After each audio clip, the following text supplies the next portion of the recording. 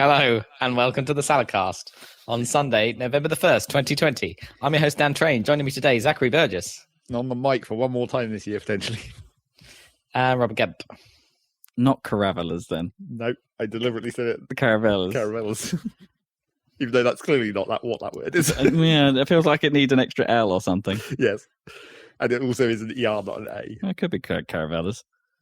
Caravellas? Is that related to the kind of ship? Or the caravel. Yeah.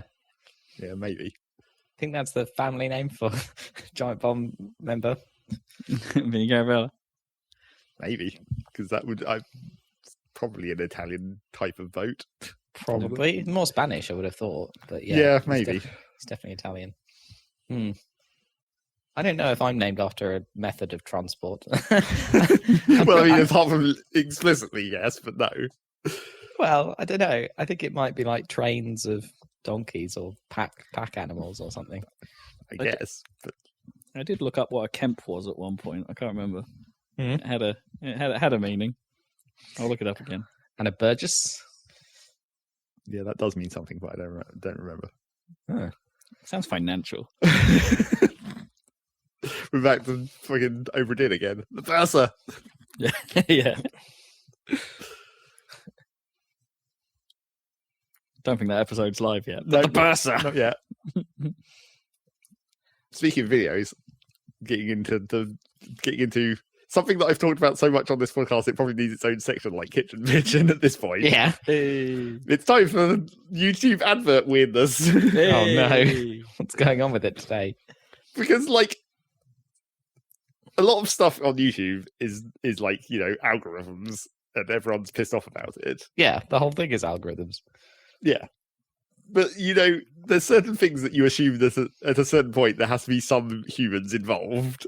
And one of the things I would have assumed there would have to be humans involved with at some point would be like choosing what adverts go into the system. Obviously, what adverts show what video is automated, but like the people at a certain point, someone has to be buying these adverts and and like confirming that they're not like, you know, illegal or whatever. Yeah. And that they're suitable for the platform in general. You would imagine there'd have to be some human oversight at some point. But I've recently started getting adverts for ad blockers. which is like, that surely can't be something that someone thought was okay, right? That's brilliant. I love that. Hey, do you not like watching this thing that you're watching? I mean, we that can would make it stop. that would be the right kind of targeted advert for me. But then, is it paid for? Presumably paid ad blockers, because otherwise, why would you advertise for it if it wasn't a paid for service? Yeah. Yeah, and there's no way that someone at YouTube would have said, yeah, that's a perfectly acceptable advert to show on our platform, which, you know, makes its money mostly via adverts. I don't know. Well, at least it's like, what they've got that YouTube Premium thing that Yeah. makes money There's that now. as well, I guess. I think that might But still. actually be, you know, for the honest truth is that would probably make more sense for me than buying like Amazon Prime or something. Would be YouTube Premium, because absolutely, definitely watch a lot more YouTube than I would Amazon Prime. That's for sure, guaranteed. No, I got every season of House on there. What else do you need? I bet you could probably find a lot of seasons of House on YouTube. Probably. Why would I want to watch House MD when I could watch endless unboxing videos for no reason? Like amateurs. That is true. Yeah. There's a lot of them this week. Yeah. I do have this extension that my brother recommended, which is pretty evil, which is like I don't know if I mentioned it before, but it crowdsources skipping of the advertising content in videos. Oh, that's pretty good. Yeah, and it's really fast. So on any popular channel, like within minutes of it being uploaded, it's already marked the parts that's sponsored, and it skips over it without you doing anything at all. I like that. It's pretty cool. Sponsor block or something it's called. Because it's normally like every 2 minutes or so Yeah. on the videos. Some of the video series I like to watch. It's like, oh, by the way, no. It works really well. Like if you hover over it just highlights the part of the bar that's sponsored in green, you know, the progress bar, and just skips over that part automatically. Amazing. Yeah, it's pretty nice. Technology, has both the means to make things annoying and then improve them again. Yeah, exactly. I find those much more annoying than the actual pre-roll adverts because at least you can skip those. Yeah, reliably. I think I'm with you. It's the ones that are just wedged into the middle of a video. And it's the ones in the middle. Do you need a VPN server right now? Yeah, it's all VPNs. So if it's at the start or the end, it's not quite so bad. No, yeah, that's they put acceptable. But when in the it's just middle. wedged directly in the middle. Mm.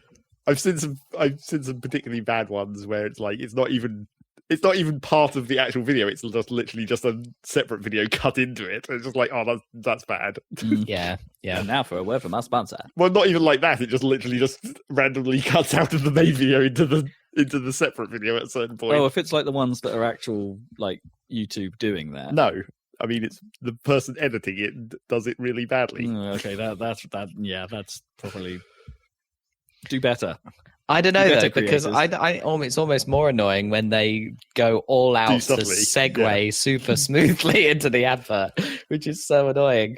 Like because they like on those lots of channels like I don't know Real Engineering or something where they're explaining something, they just without breath start talking. They going into the segue, and before you know it, you're in the middle of an advert. It's like no. Yeah.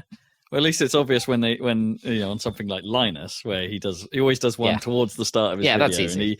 and he always segues into it in a cheesy fashion, and that's fine. Yeah. That's acceptable. Well, he started doing like 3-second plugs for his like t-shirt store or whatever. Oh yeah, which is very annoying.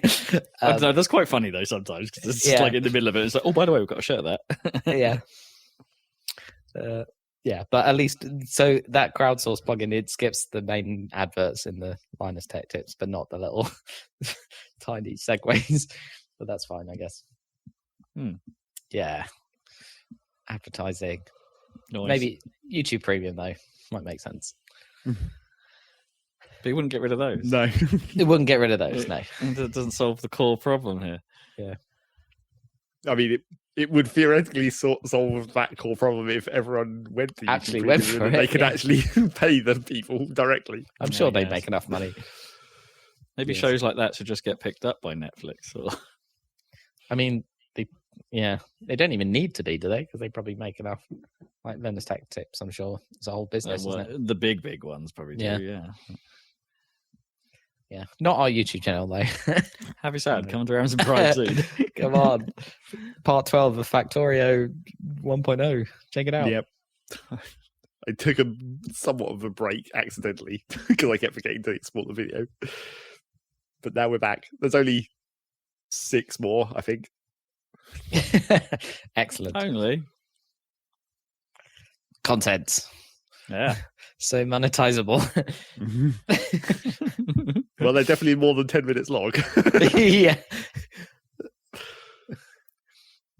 How much more like fast forwarded sections have you had to edit in? Well, it's one every video.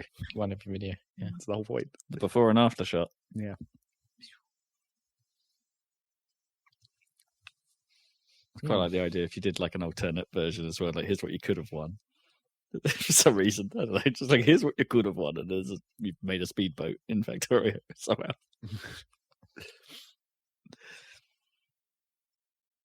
Ideas. Just keep pondering on that. Here's what you could have won. What else is going on? Yeah, what's going on? Well, lockdown time, I guess. Yeah, as predicted. We all was knew obviously going to happen. We all knew it was coming, but I wish it was coming a little later than it is. Well, the sooner the better. So it could fuck up Christmas. Before. Yeah, I don't care about Christmas. But No, I don't. Really, that's unusual opinion amongst the country, I think. Yeah, I couldn't give a monkeys about Christmas. I can give a monkeys about my health. It's like they could have done this like months ago if it was starting to get bad. And like. And as people's moron level increased. Well, I don't think it was starting to get bad months ago. That's the point, really.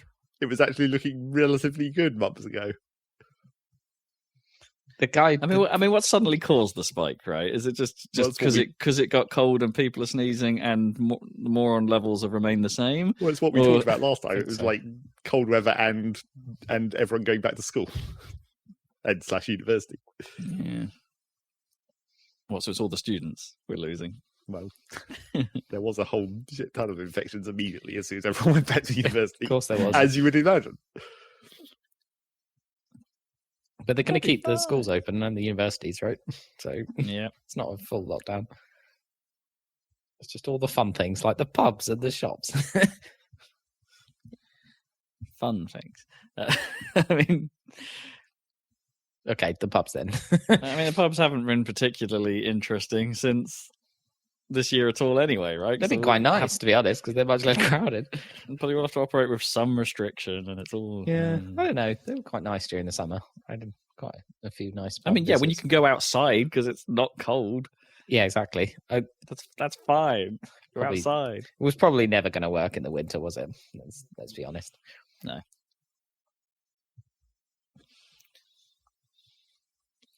Yeah. I mean, even if you're a student going to uni, it can't be that hard. Unless it's just like all of the new households were the problems. But then those new households would be quite isolated cases, right? It's like, how many cases did we gain? Well, like 6 from this one house. And it's like, okay, great. Yes, but that's not how university works, is it? I'm sure all those people who went to university really wanted to stay inside all the time. Yeah. In which case, I go back to my first point, morons. I don't think it counts so much for university students. I think you're allowed to be slight amounts of morons. Yeah, if you're like Are 20. Yeah. I mean, not if you're spreading it to the elderly somehow. Like They're your not- professors. Well, okay, professors maybe.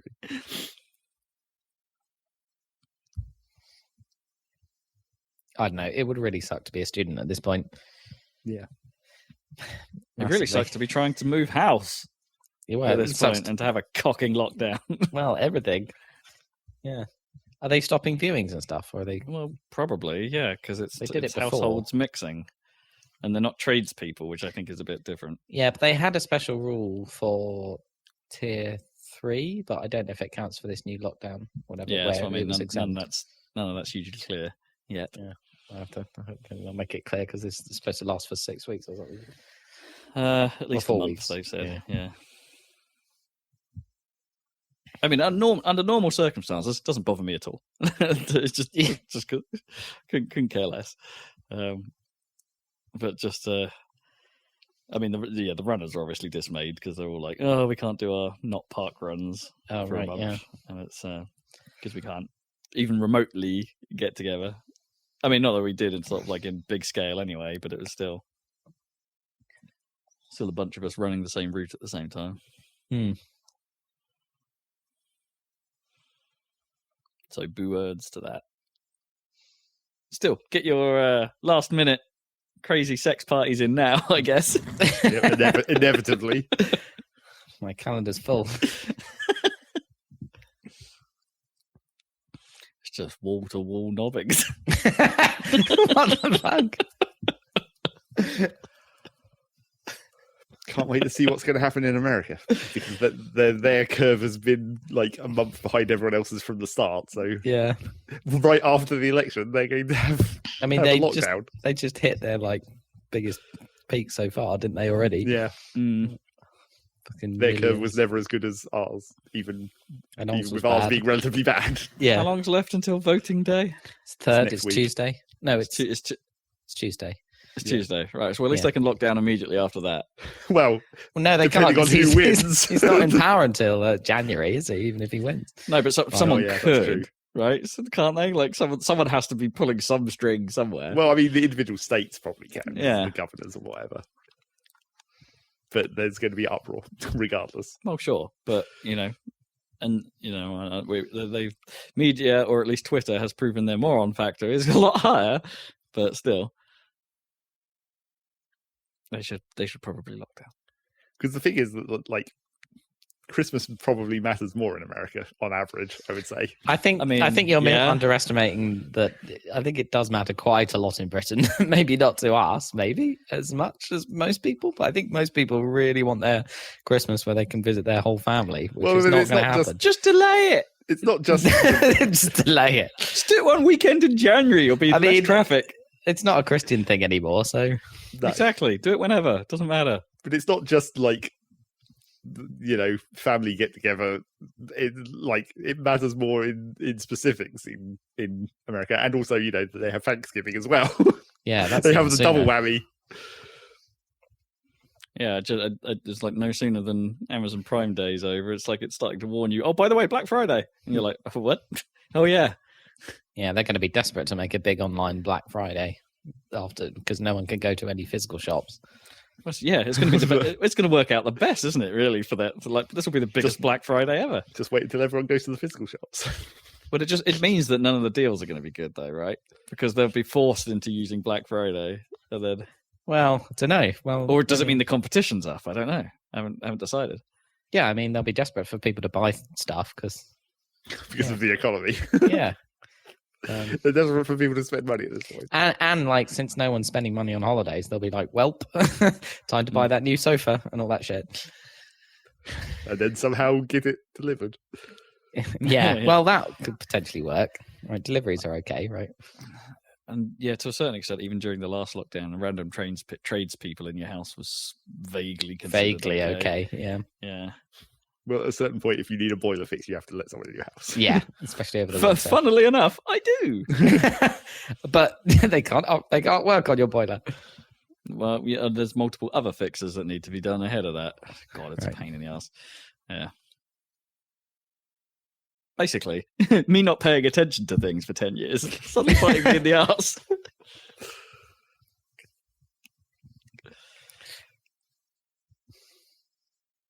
Service your boiler, people. Hot tip. Speaking of not paying attention to things for 10 years, there's a new Happy Salad website. Oh, God, there is. Yeah, I basically built it last year, but we finally put it live on the domain. We solved the last few problems, and it's slicker and quicker and just as green. Check it out, happysalad.net. Infinite scroll. You can play podcasts and still navigate the site. And you could jump to your favorite year. Jump to your favorite game. See all the videos we ever did on Dr. Drago's Mad Cat Race. 1. Yeah. Perfect. Yeah, and it's responsive. It works on this novel invention called a smartphone. No. Yeah, just imagine. They'll never take off. Yeah. So I hope you guys appreciate it because that's been a bit of work. Does this vaguely count as our little middle of podcast advert? Yeah, this is the for our own stuff. I think people listening to this podcast might already be aware of the website. Yeah. Well, they might not. They might just be using the podcatcher. They might. Yeah. But then those people also don't really need to use our website.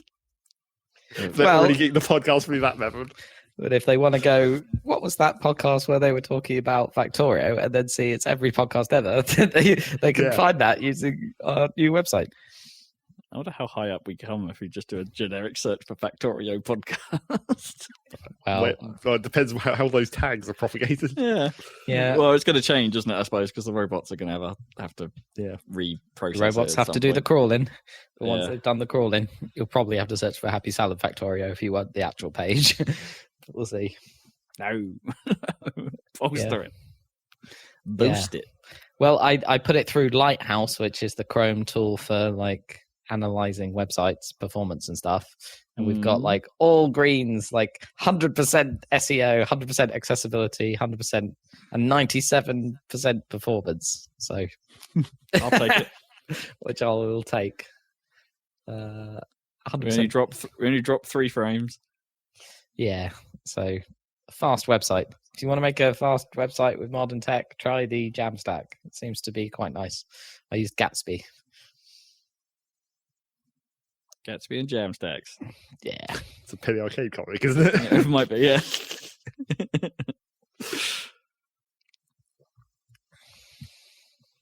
I was about to say, is that the one where he has his monocle attached to his nipple and it's like, oh no, wait, that's Weeble and Bob.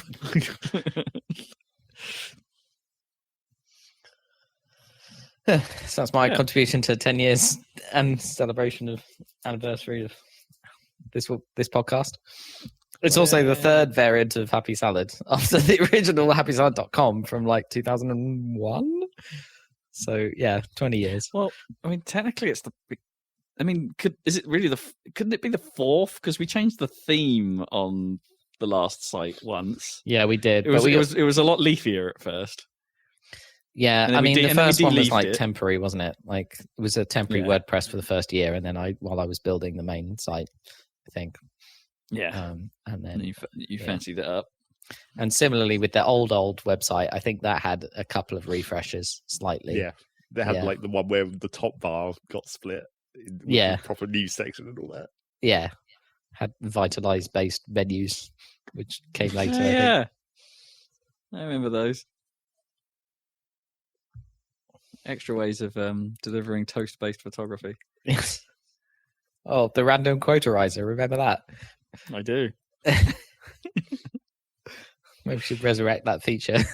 Random quoterizer.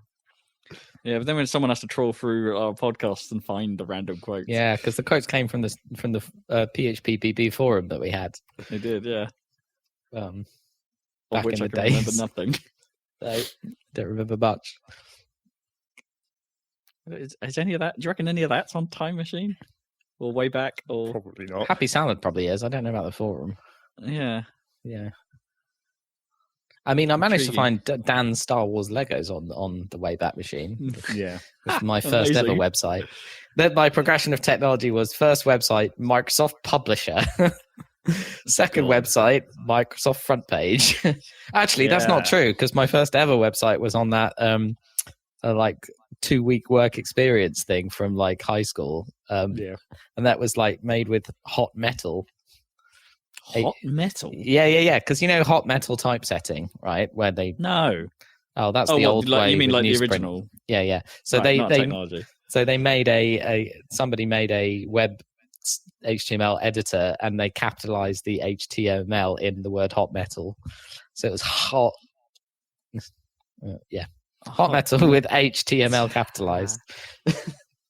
Anyway, that's what I used to like that weird. Was it 2 weeks, Zach, that we spent at Adastral Park? Yeah. And I think we were literally basically making proto Happy Salad because it was a website about the games that we're making, Games Factory, I think. Wasn't it?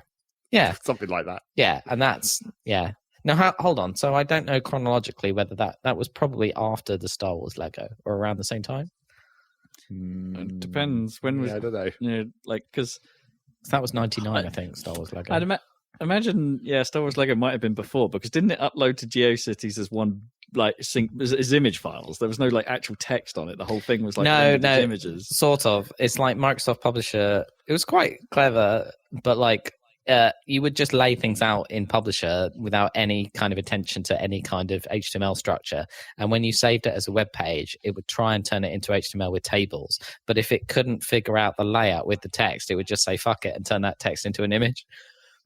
So a lot of the text was fine, but some of it was like literally just images. Yeah, because I remember the old school dial-up loading of like some of those pages was really slow. Yeah. I mean, hilarious. Dumb, but it worked, and that was because Star Wars Lego was interesting because it was now there's absolutely tons of it and it's perfectly normal. But at the time, I think it was pretty much the first licensed Lego property. Now you get freaking Lego everything. Lego Harry Pooper. Lego Harry Potter. And they only had like 5 sets, I think, when it first launched. So there was like a million different Star Wars vehicles to make out of your own Lego that they hadn't made officially, including a TIE fighter. Like they didn't have a TIE fighter. They only had Darth Vader's TIE fighter, and you could only get that in a twin pack with the Y-wing and like. Yeah. See, a bit of me thought your work on that actually predated. No, it was inspired. I think it was the exact same time.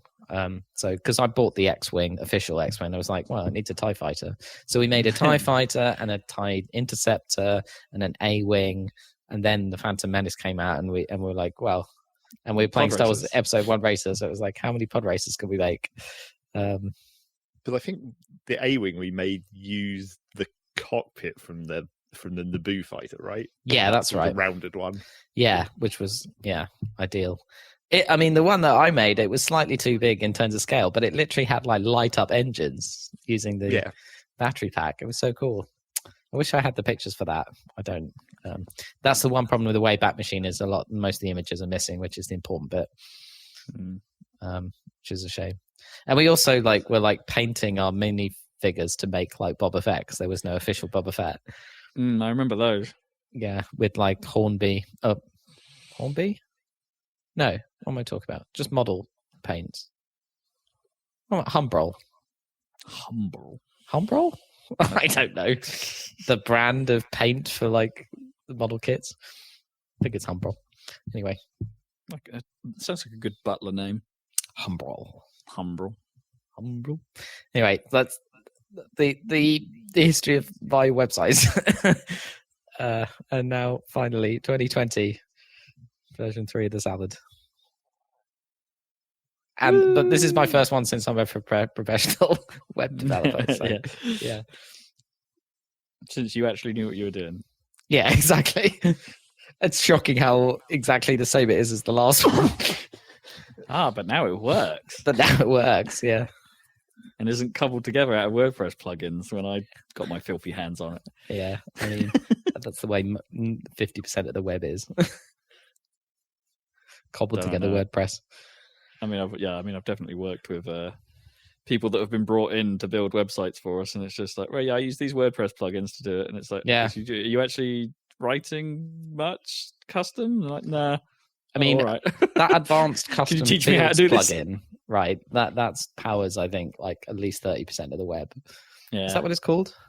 Yeah, where it's like so. That rings a bell. Bodge your WordPress into a little CMS, a dynamic CMS by just adding random crap fields to the bottom of any post. Well, there used to be there was some unofficial, this plugin box editor or something that meant you could do like section layouts in WordPress, like using this editor until WordPress decided to make one themselves that basically powered most WordPress sites for a while. Just this one. Oh yeah, that's what you layout want. engine. Yeah, they've got a new layout engine WordPress, but no one seems to be, or it's slow to adopt it. Gutenberg. Well, it didn't work for us on the old site, so yeah. I specifically made everything in classic mode. Yeah, I think it's like React powered. I don't know. It's weird. Anyway, the new site is contentful, completely headless CMS. So that's kind of cool. No database. Yeah, no database, cloud-based. Get those HTMs straight in URL. Zach, I saw a JavaScript book the other day that I was thinking of getting for you because it was roguelike development in JavaScript. What? How to make a roguelike game. Right. Yeah. Well, yeah, because making like the old ASCII style rogue must actually be kind of not too tricky. I think it was like make Rogue Legacy with Phaser, which is like a make Rogue Legacy, right? Well, when you said rogue, what I mean. I thought you meant a roguelike, like old rogue. No, like a modern roguelike. I think. I mean, we could have probably made Rogue Legacy in Games Factory. If we but this is with like web tech. Could, so we could have done. It's not an overly complicated game. No, that's what I mean. Just some sprites and some platforming. Exactly. It's the tight controls that we probably would have had a problem with. I don't know though, because that kind of like where you instantly change direction is exactly how Games Factory works. And that's true. Kinda, yeah, but presumably have a lot more hitboxing considerations. Yeah, the hitboxes are always the trouble.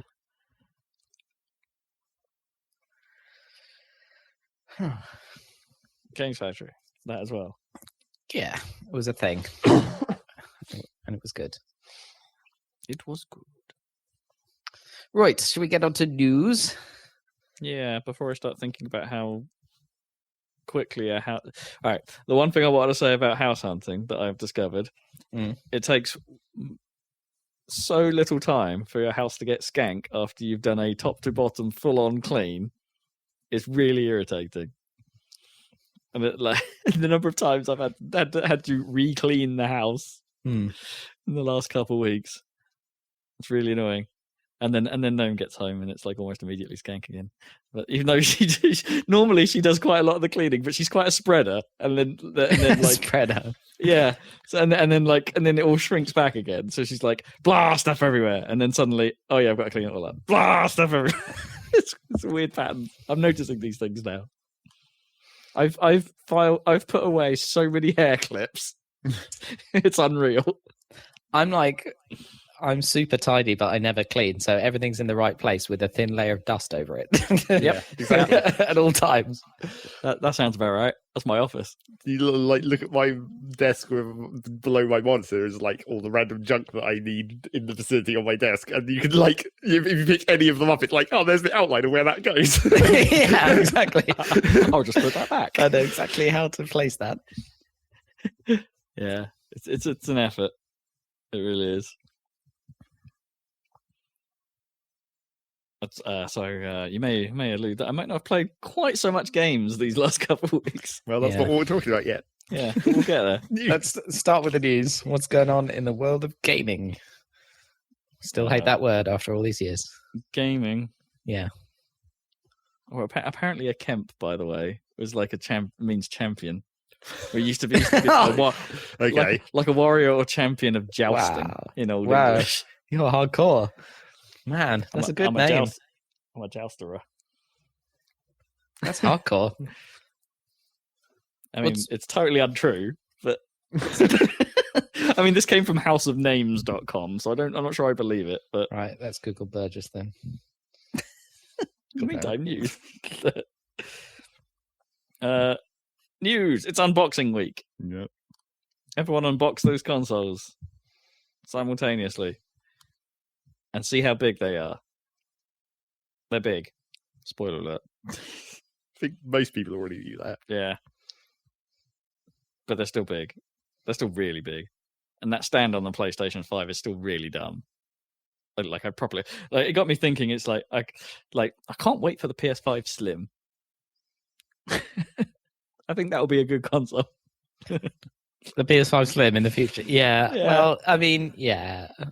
I know. On the other hand, like, who cares about the size of it as long as you can slot it in your system, like, and forget about it. That's sort of the problem, isn't it? It's like, it is. Its horizontal footprint is enormous.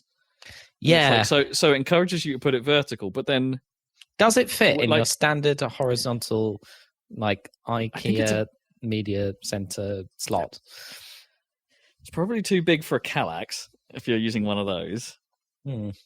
If you've got a glass table, it would probably take up one of those classic TV stands that have kind of gone out of fashion. That it probably would take up like one whole shelf of that. It would probably fit under mine because mine's a bit oversized.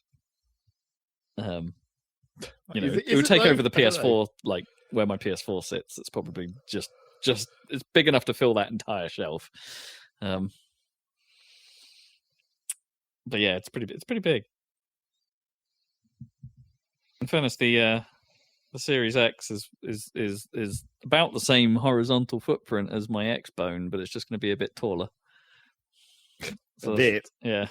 Doesn't it fill that shelf vertically instead of horizontally? So take your pick, I guess. But they're massive, and there's no surprises in those boxes, really. But of course, the internet has to do them. Yep. I have to make sure that the power adapter exists. That's important. Very important. I think I would watch the Giant Bomb one because they're a bit more fun and they don't know what they're doing as well, which is funny in terms of unboxing videos. But I did think the Series X box was cool. Yeah, it's well presented.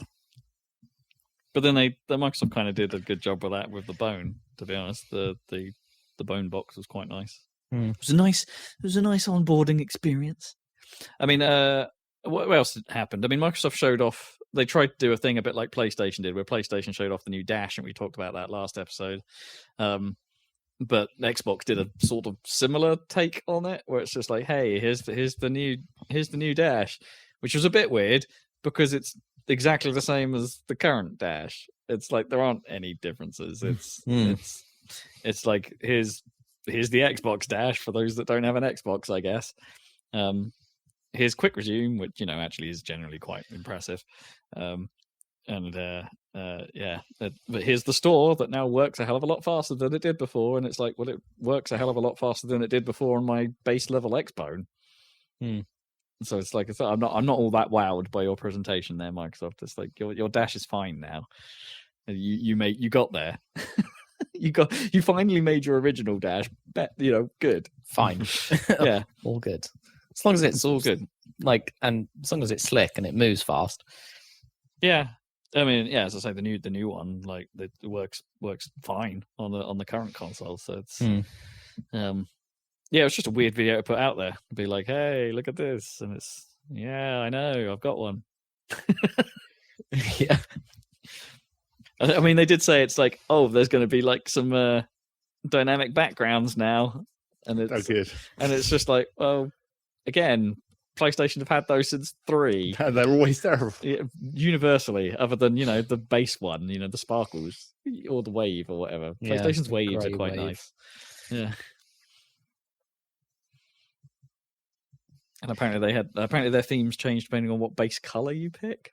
They said or something. So if you've got the green one, you've got these like green waves going across it, but they didn't show what the other ones were like. Maybe they're all the same, just different colors. The blue one might suck, which would suck. So there was that. The most important thing I think of this unboxing is people have actually managed to get some hands-on time with the DualSense. Right? Yeah. That's the most exciting thing in controllers right now. Absolutely the most exciting thing. This is the coolest thing so far, I think. Long story short, apparently the haptics are a bit of a game changer. Yeah, because I have to say, like, haptics on phones have improved so much. Like, I've got an iPhone 10, which is like 3 years old now, but like the haptics on it are great compared to previous phones. Like the slightest little taps and things in the UI, really nice.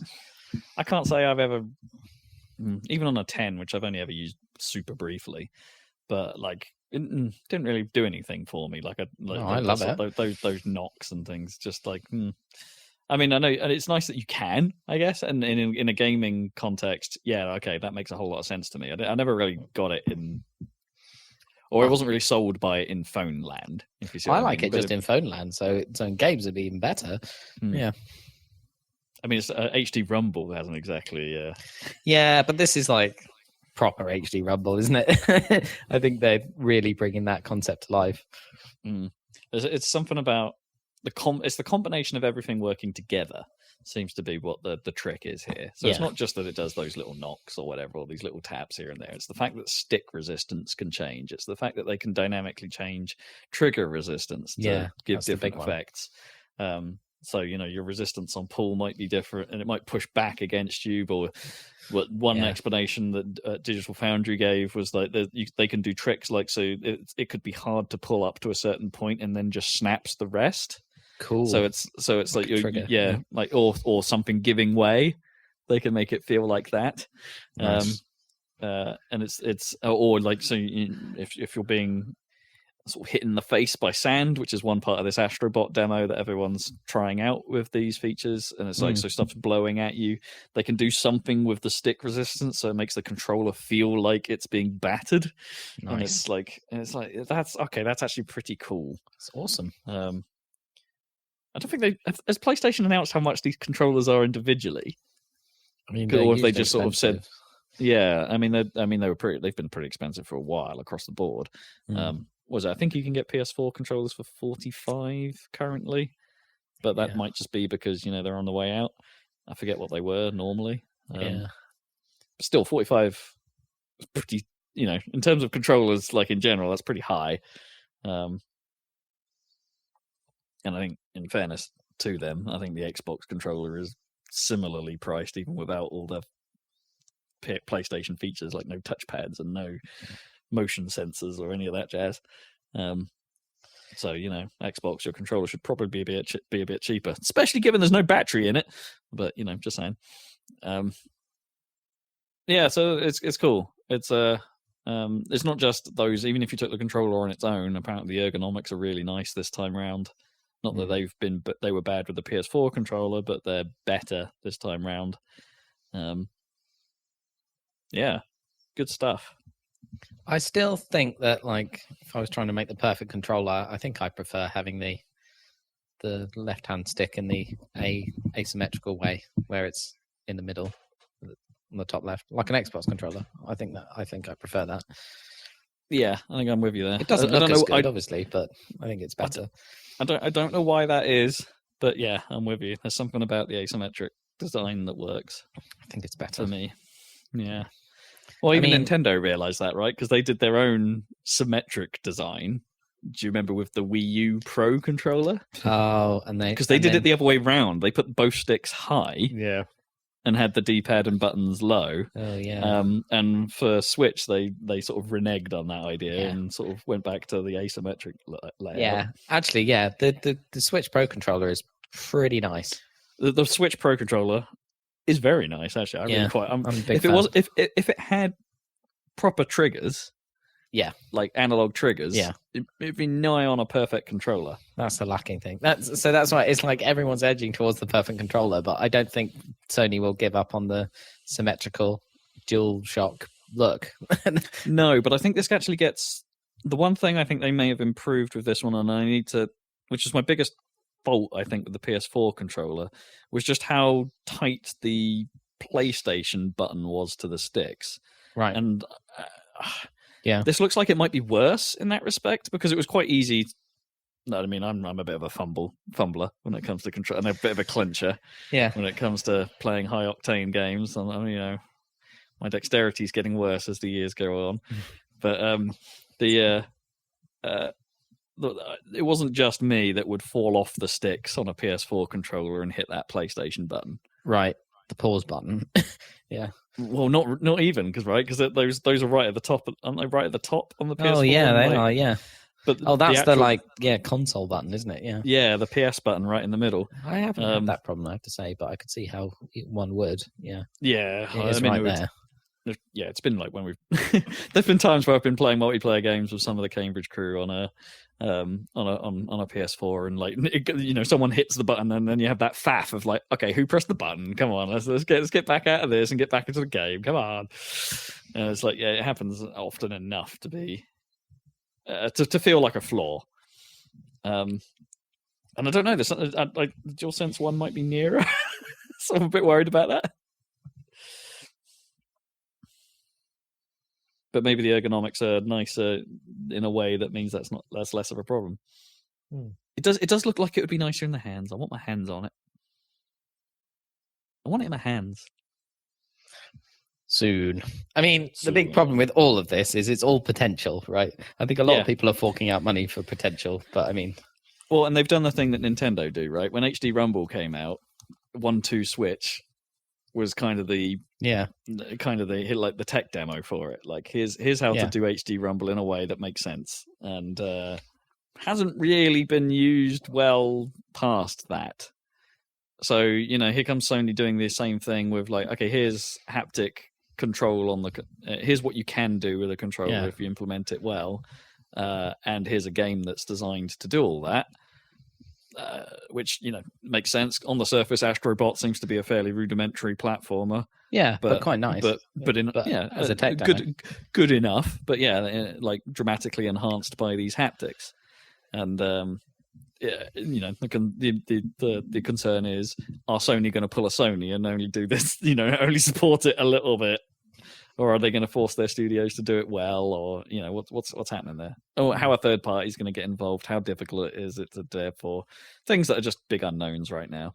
I mean, it might not mean anything. Ultimately, it might be one of those things like Rumble that we just grow accustomed to after a while, right? Do you remember back in like when Rumble first came out, how big a deal that was?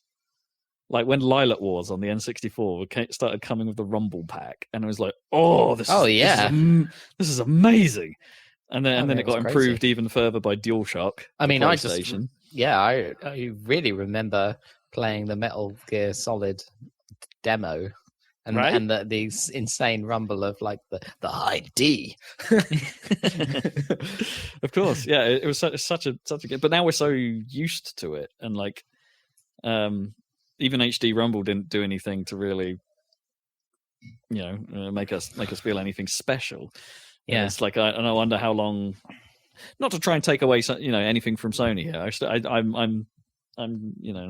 I think this is probably a great thing, but I do wonder like how long it will be until we're just like, it's just what this does.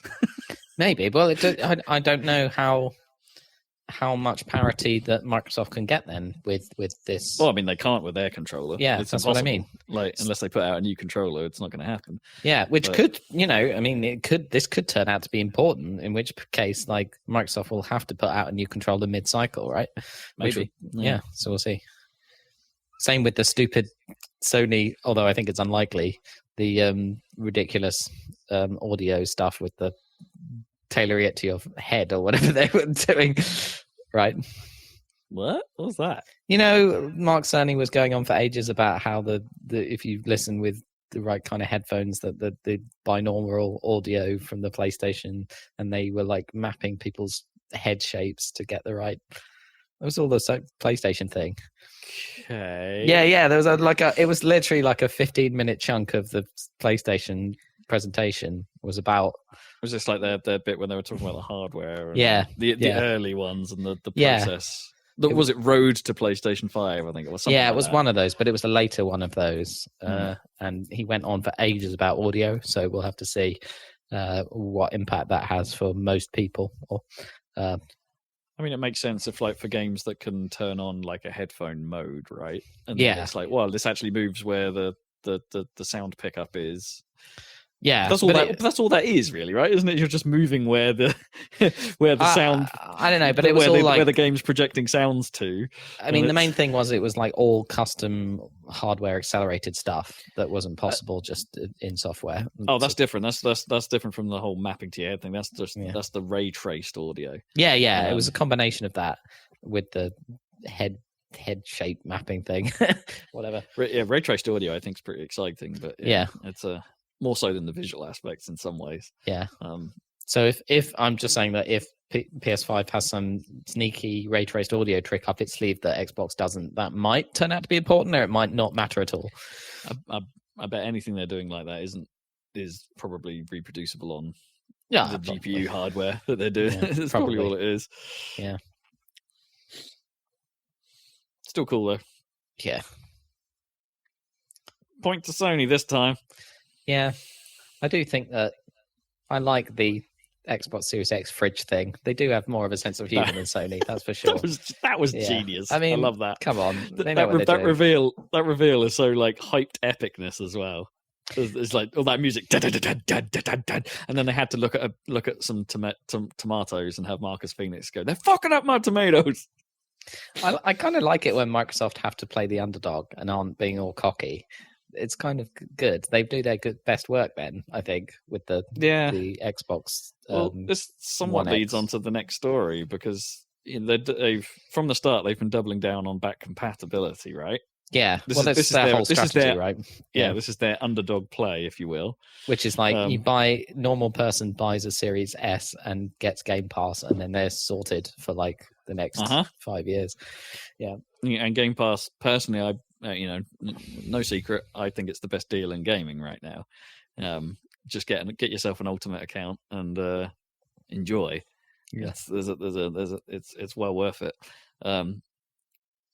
But yeah, so they came out and said they effectively just tweeted out, we've done the work, everything is back compatible. Right. aside from like Kinect based stuff. Yeah. If you can play it on your bone, you can play it on Series S and X without any trouble. Nice. And it's like that's quite a claim. It's they said it's like, we've done like 500,000 plus hours of testing to check all this out, but yeah, it seems legit. Good for them. But that's a hell of a claim. That's probably the first time. Might be the first time in any console's history where they can say that they're 100% back compat, other than accessorized stuff. Well, except for the consoles that literally have the chips from the old consoles in them. Didn't the PlayStation 2 have a PlayStation 1 in it? I seem to remember. I think the early PlayStation 2s did, and they removed it. And then they had to walk back on that and do a fully emulated route. Yeah, it's hilarious. And I think PlayStation 3, I think, did that as well. I think the early PlayStation 3s had PS2s in them. So dumb. And maybe that's not true of DS and GBA as well and stuff like that. Well, yeah, because they could do that, but I don't know how well. I don't have any metrics on the compatibility of that, but no. But presumably, it was pretty good. Yeah, just plug the cartridge in. Speaking of a DS, I had there was a random DS in our house, naturally from the charity shop, as stuff tends to get into our house. Which model? Like old school fat? It was the light version of the regular DS. Fine. But it had an R4 card. Oh. And I'd never seen one of those before, and I was like, "Oh, let me see if this actually works." because they're illegal, right? Yeah, because it's the charity shop probably couldn't sell that. Well, that's what I was thinking, but I'm sure they don't actually care. Probably not. And also, technically, probably selling the card isn't that illegal, really. No. If you wipe it, yeah, exactly. You can't have any content. I mean, there definitely were ROMs on there when I eventually got it to work, because it didn't work initially because you have to set the system clock to before a certain date for it to actually function. Oh, weird. I don't know why. Huh. But I was like, it pops up an error that was like, check your system clock. And I was like, check it for what exactly? But then I kind of guessed that it would be something stupid, like you have to set it to before a certain date for it to actually work. Bizarre. I bet it was probably... Do you reckon that's a compatibility feature or something against old DRM or something? Or Well, I bet it... Well, I didn't actually test whether this was it as well, but I had a regular GBA cart plugged in as well, so I reckon it was probably doing some kind of weird like cross tack thing to actually get it to function, but who knows? Cross pack. But yeah, then I looked in the R4 and it was like, oh, there's some ROMs in this card, mostly Pokemon, because that was, I guess, what you would do with a ROM bank is just run every different version of Pokemon. I suppose it'd be easier to transfer Pokemon. Well, no, because you'd still need another one. Or maybe you could hack the saves around. Maybe. I don't know what the like internal structure of that whole system is, apart from it being able to load the ROMs. It has a menu and everything, but it must have an area for save games. See what options were. Well, there were save games in the ROMs, so that at least works. It isn't one of those ones where it just can't save at all. Fascinating. You can use it to play Rhythm Heaven. Use it to play anything, possibly. I think Rhythm Heaven's like the one game on DS that I sort of regret not playing. Is there a Switch version? Did they put a Switch version out? Not yet. It was a Wii U version. Oh, yeah. The last one. Oh, yes. Or a 3DS one, if you wanted that instead. Maybe that's the one I'm thinking of, actually. Yeah.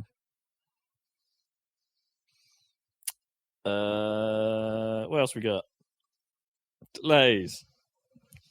Delays. That's pretty much the end of that news story. Just delays. Just delays. Loads of them. Yeah.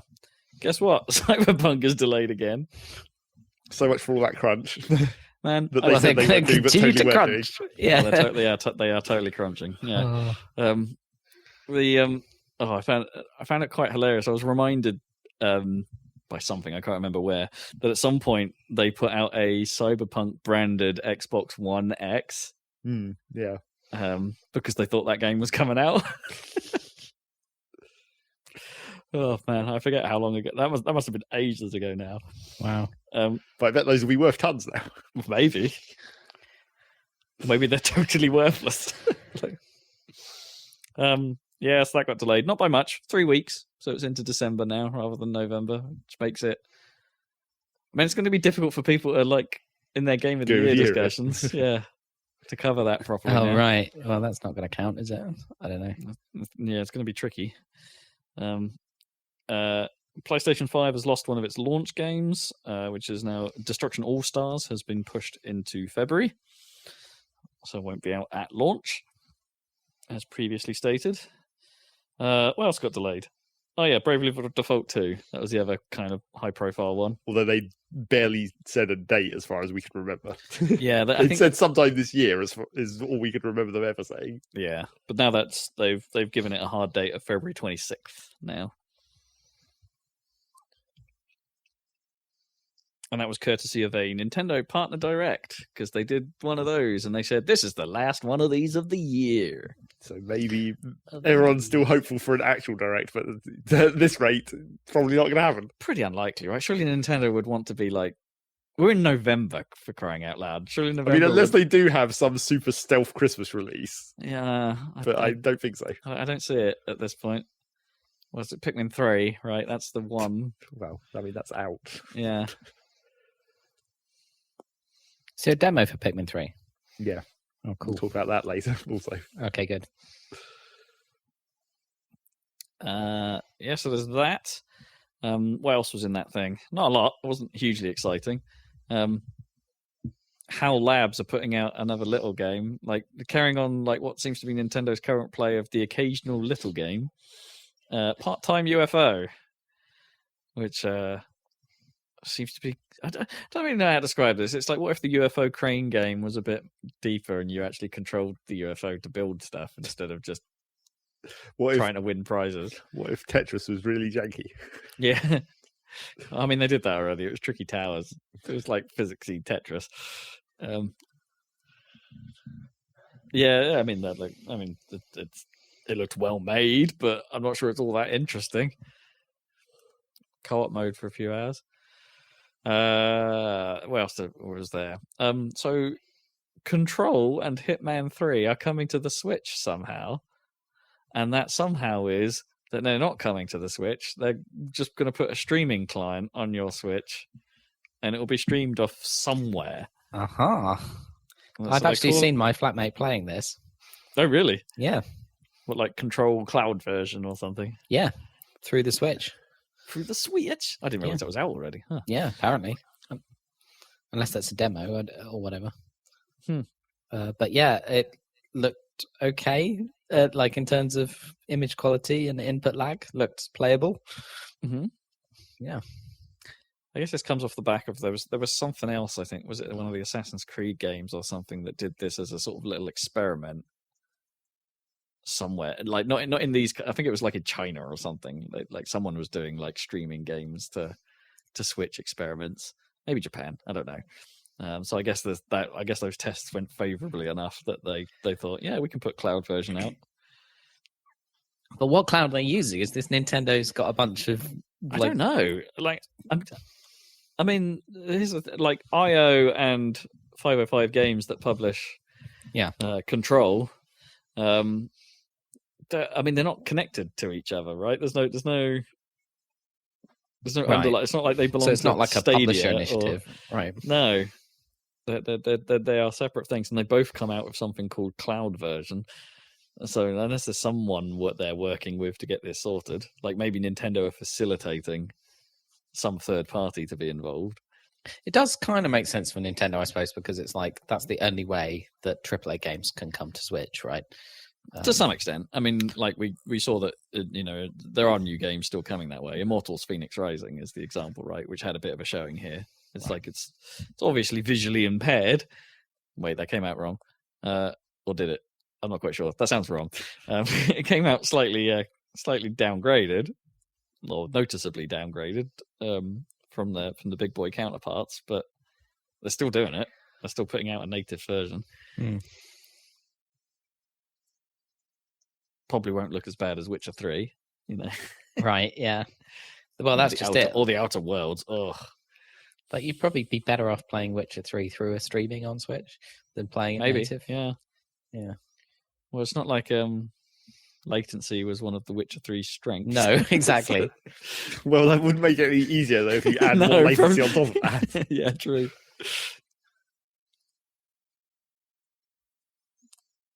Yeah, interesting nonetheless though that's become a thing. What else we got? Some stuff about Hyrule Warriors. Go, Zach, go. Well, we need to talk about that later. Oh, you've played a bit, maybe? Yeah. Oh, we'll come back to it then. Yeah, they showed some more stuff about that and how you control the big four-legged. Well, what were those things called? The beast things? The divine beast. Divine beasts. There we go. That's not in the demo. No, I imagine not. Makes sense, right? That was part of the story. They used those properly originally before they went bad. That might be news. Yeah. Well, do we want to talk about Halo? What's going on with it? I guess we don't know much. It's lost another director. There's been a new shader controversy, only not in Destiny, in Halo. Wait, shaders? What? Yep. In Halo? Yep, they've gotten rid of the traditional skin color method, and they're now doing shaders. What? Which may well, I'm not sure if people know whether it's specific armor parts or whether it's just the whole thing. But yeah, shaders. Which you can apply to vehicles, right? Yeah, and other and weapons stuff. Oh, I didn't hear about any of this. What there's like customization options in Infinite then? Yeah, that's right. Right. Well, I mean, there always was in Halo. Well, and you really not hugely. There are like color options. Well, yeah, that's what I mean. They're getting rid of the standard color option switching that Halo's always had, and put in shaders, which monetization. So it's just for multiplayer, I assume. Well, so far, who knows how much of it will transfer over to the actual game? Well, the actual game's not being designed as a MMO thing. Well, but it still might have co-op, right? I mean, I guess, yeah. So you might still need armor colors theoretically. Yeah, co-op's never. I don't even know if the 4-player co-op in Halo 5 or whatever, which you had to do online. I think it just put you into the shoes of one of the other Spartans. Well, yeah, but in that case, they all had their own design, so it didn't need colors to define them. I mean, I guess. I mean, I guess technically in some of the other Halo games, it's also been that way. I thought you were just both green, weren't you? Well, yeah, sometimes, but sometimes you weren't. There was at least one. Which one would it have been that wasn't that? Halo 3, right? Reach. And Reach, yes. Yeah. Also, the armor customization for Reach. Because you had the actual armor customization as well as colors in Reach. You did, yeah. But then in Halo 2, you were just I don't know if that made it into the single player, though, did it? Yeah. I think it did. Or, you could change your helmet, I think, in the single player. Yeah. Okay. In Reach. Because Halo 2, you just had the Arbiter and 2 generic elites as the other characters. Mm. But yeah, I'm pretty sure in 3 you had armor color. I seem to remember. But anyway, yes, shaders. So get ready for monetization. Everyone's favorite. I mean, whatever. It wasn't really I mean, Halo 5 had bigger monetization problems than shaders. I guess it was that whole card. Do you remember Warzone mode or whatever it was called, and all that weird card system? But it is exactly the same controversy that Destiny had, where it's like you're selling us the ability to do something that we could have already done before. Well, except it means now they can make fancier ones.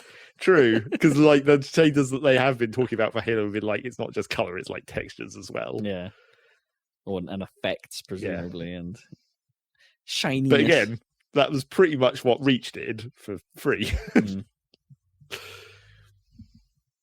So people are annoyed, as they always are when things get changed. It's fine. I mean, I fall into the I don't care. I mean, none of that armor stuff in previous Halo games really made a huge difference anyway. I mean, okay, color aside, as long as I can change my base color to either blue or white, fine. Don't care. The rest of the armor look just didn't really change enough to make it care, really. You had a flaming head. That was the only one that everyone cared about.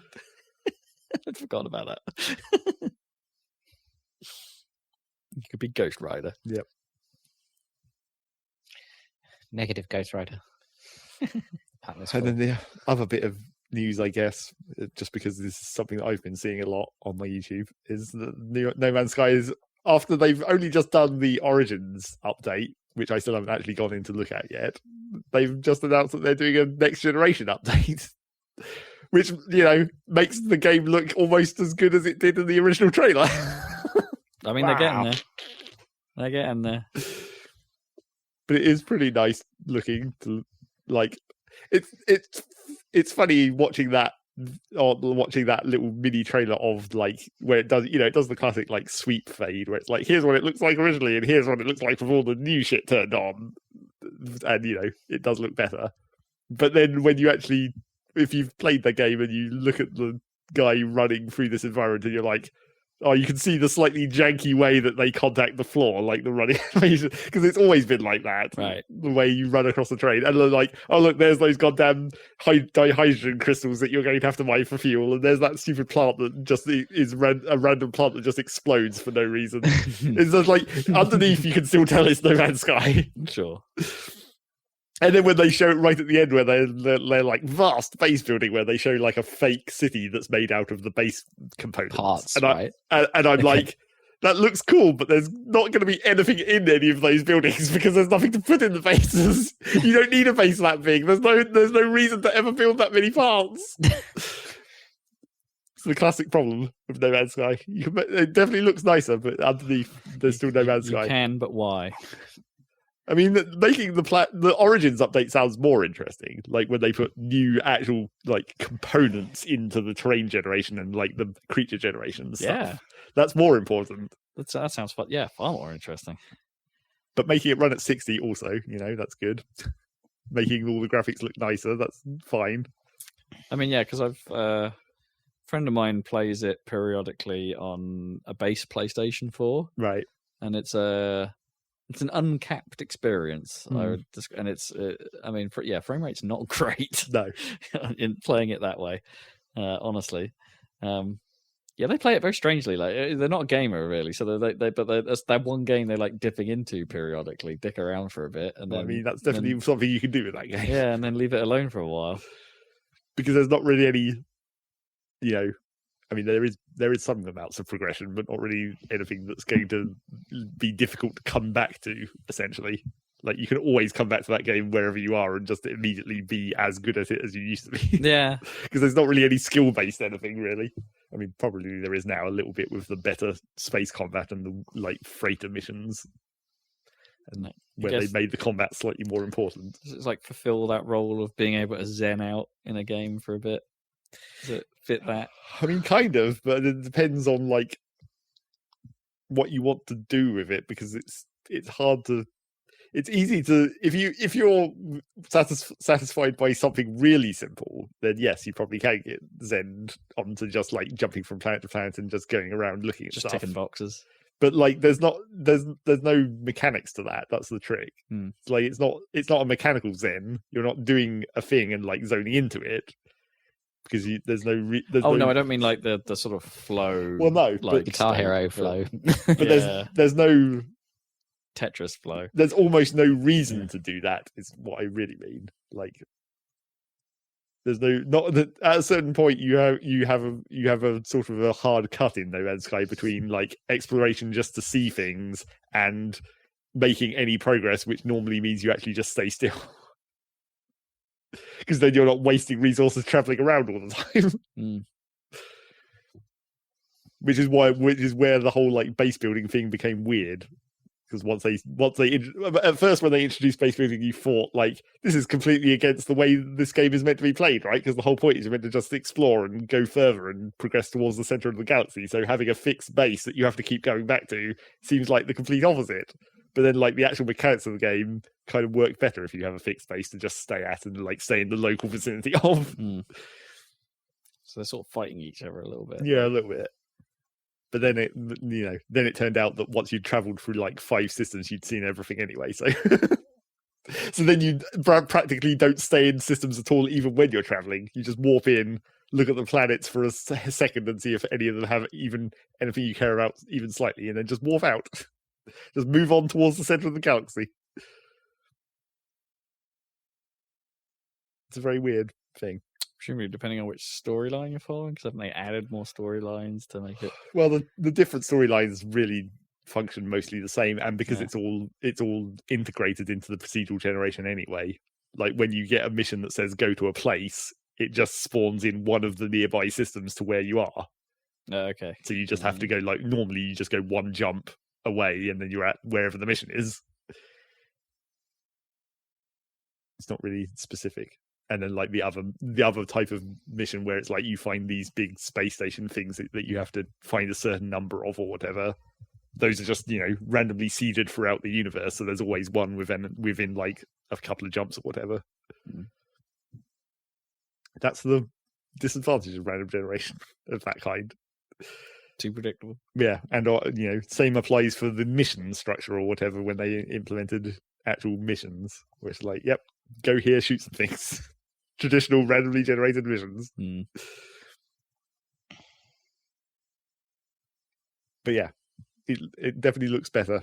And again, it would be nice if they could go back and fix the UIs maybe, because that's something that they don't show in any of those trailers, of course.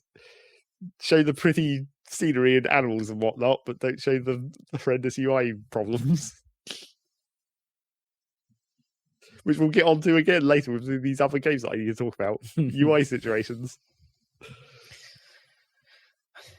Right, I think that's some news, and then we better get onto that then, should we? But first, Rob, what have you been playing? What? What? Yeah, as I said earlier, not a huge amount this time because I've been a little distracted in mid-year today. Splatoon had a thing this weekend. Yep, because they brought back Splatterween. They can't help continuing to do things in Splatoon. Well, it's a rerun. Well, yeah, obviously. Yeah, it's a rerun of a Splatfest they did in 2018. Not one of my favorite ones, it has to be said. It's like, well, okay, yeah, they spruce up the square or whatever in appropriate spookiness. But they also brought back the bad shifty station level. Like it's the bad one. Well, most of them I like, but this one was particularly irritating because it's a level where the only way across the central point of the map is via 2 ink rails. Right. So if you're playing against a coordinated team, they just make it so you cannot get up those rails because they will have control of them the whole time. There's no way you can, like, once someone has set a rail for you to grind up into their color, it takes a certain period of time before it turns off. It's not like I can go up to it and start shooting at it and reduce its color to turn it back to my way. So an organized team, which apparently still exists, surprisingly, in Splatoon, will just camp those out so you can't actually progress across half the map. And every time you try, we'll just gun you down. And it's a royal pain in the jacksy. So that level kind of sucks, which is a shame. And also, I feel like this must be due to like what must be a lower player count or something. My online experience was pretty ropey this time round, as in games would disconnect. I'd get chucked out of lobbies randomly. Hit reg during game sessions was atrocious in a couple of times, like just laggy as hell. All stuff I didn't really experience during the heyday of Splatoon. Like, I mean, yeah, it was there from time to time, but oh boy, this was a whole suite of trouble. I mean, yes, I'm also out of practice. My aim was shocking. My sort of motion controlled, twitchy, clenchy hands don't really work quite as well as they once did. But I'm sure I can relearn all that. But yeah, even when there were just clear circumstances, it was like, I'm shooting at that guy, I'm running up behind him and shooting him, and there's no hit rage going on, so screw this game today, I guess. But it's still pretty addictive. I still played quite a bit of it. Splatoon's still great, but it needs its player base to be good, I think. Otherwise it starts matchmaking you with high latency scenarios, which the game does not handle well. So roll on Splatoon 3, I guess. But I heard a lot of that team were like, I did a little digging and went and looked around a few forums and things, and apparently the team that Monolith was moved on to helping with Animal Crossing at one point.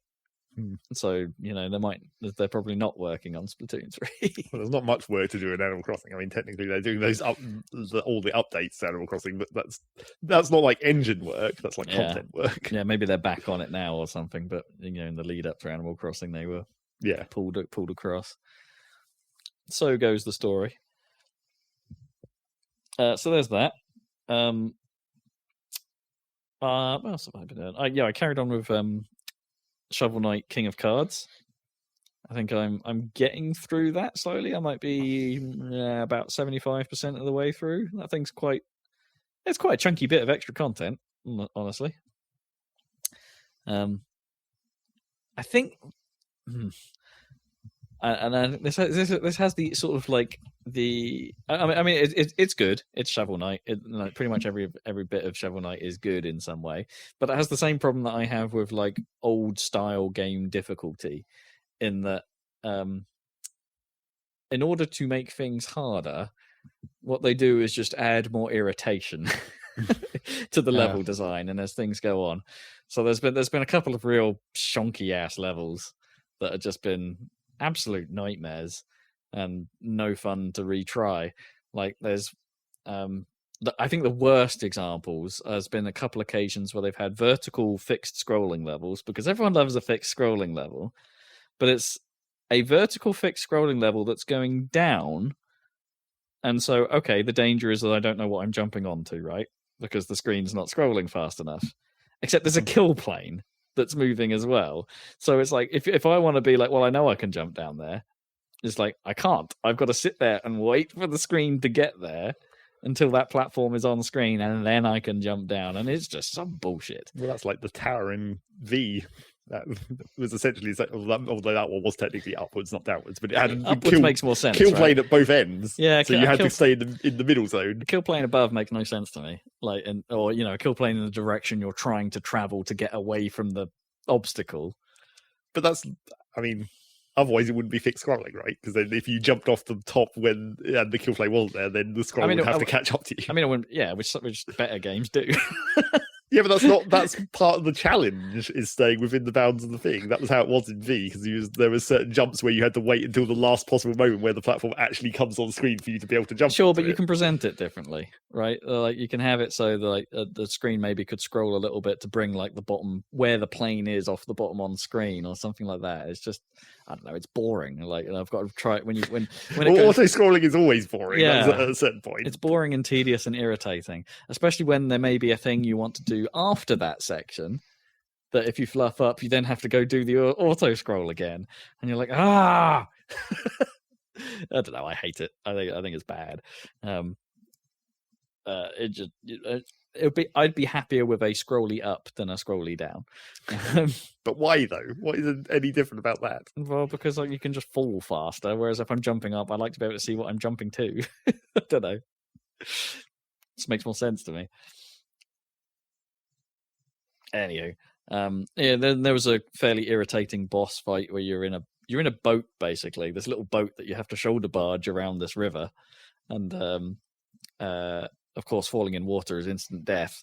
So you're in this tiny little boat trying to fight a boss that can sometimes shove your boat out of the way. So if you time an attack badly, or something just happens sometimes, or if you get hit in a certain way, because it's an old style game, so it has knockback, you just fall in the water and die. And it's like, okay, got to start the boss fight from the beginning again. I don't know. Just there's little things here and there that are just irritating. And even the card game aspect that I initially thought was quite clever.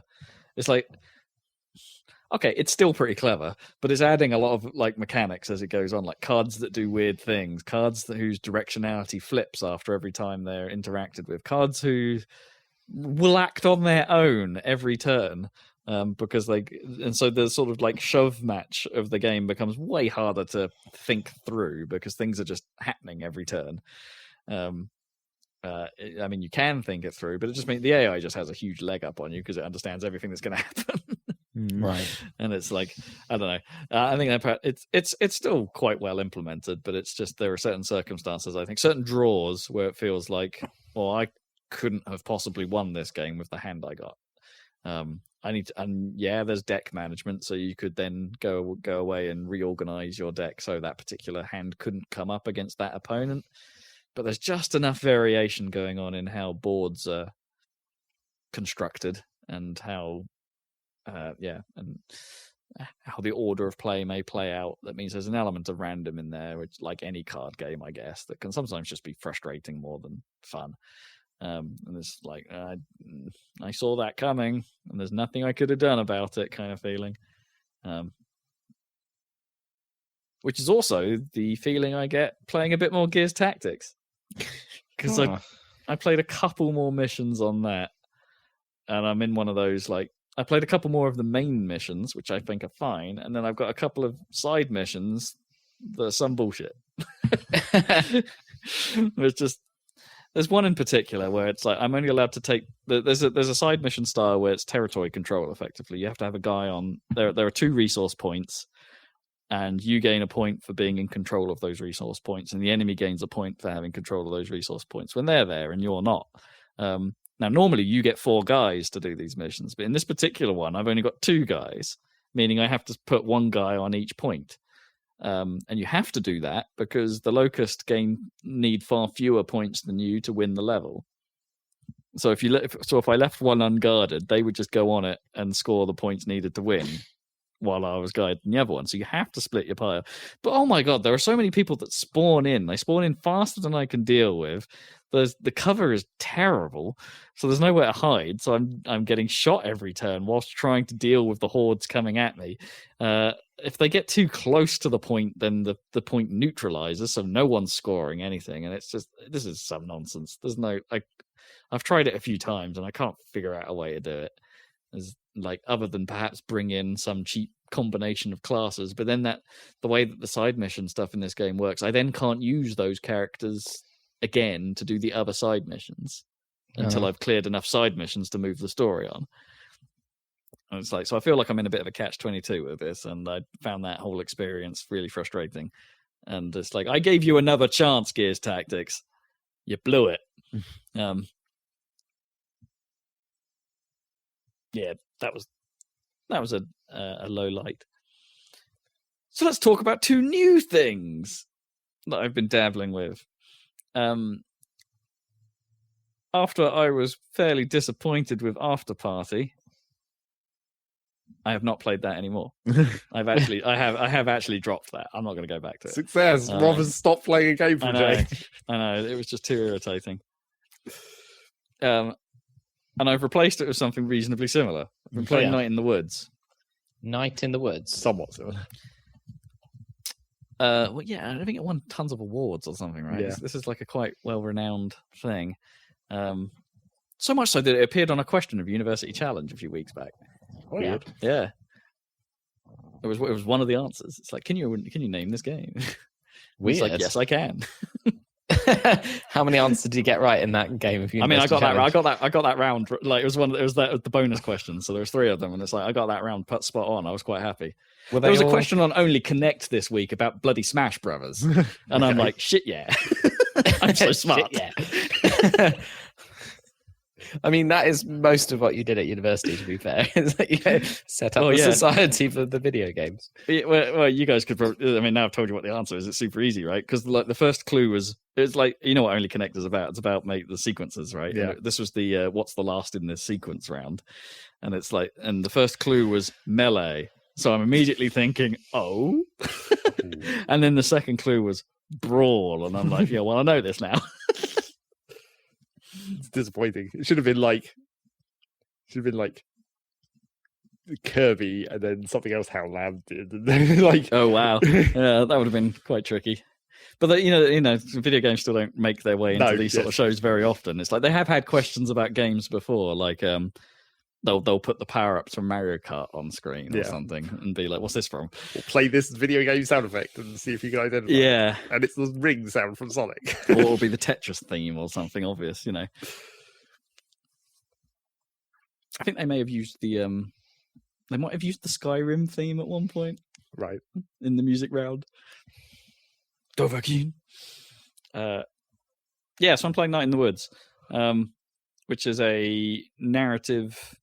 It's basically a narrative game. It's like a visual novel, but not presented as a visual novel, I guess. You play as May, a 20-year-old college dropout who, well, it's not really explained why she dropped out of college.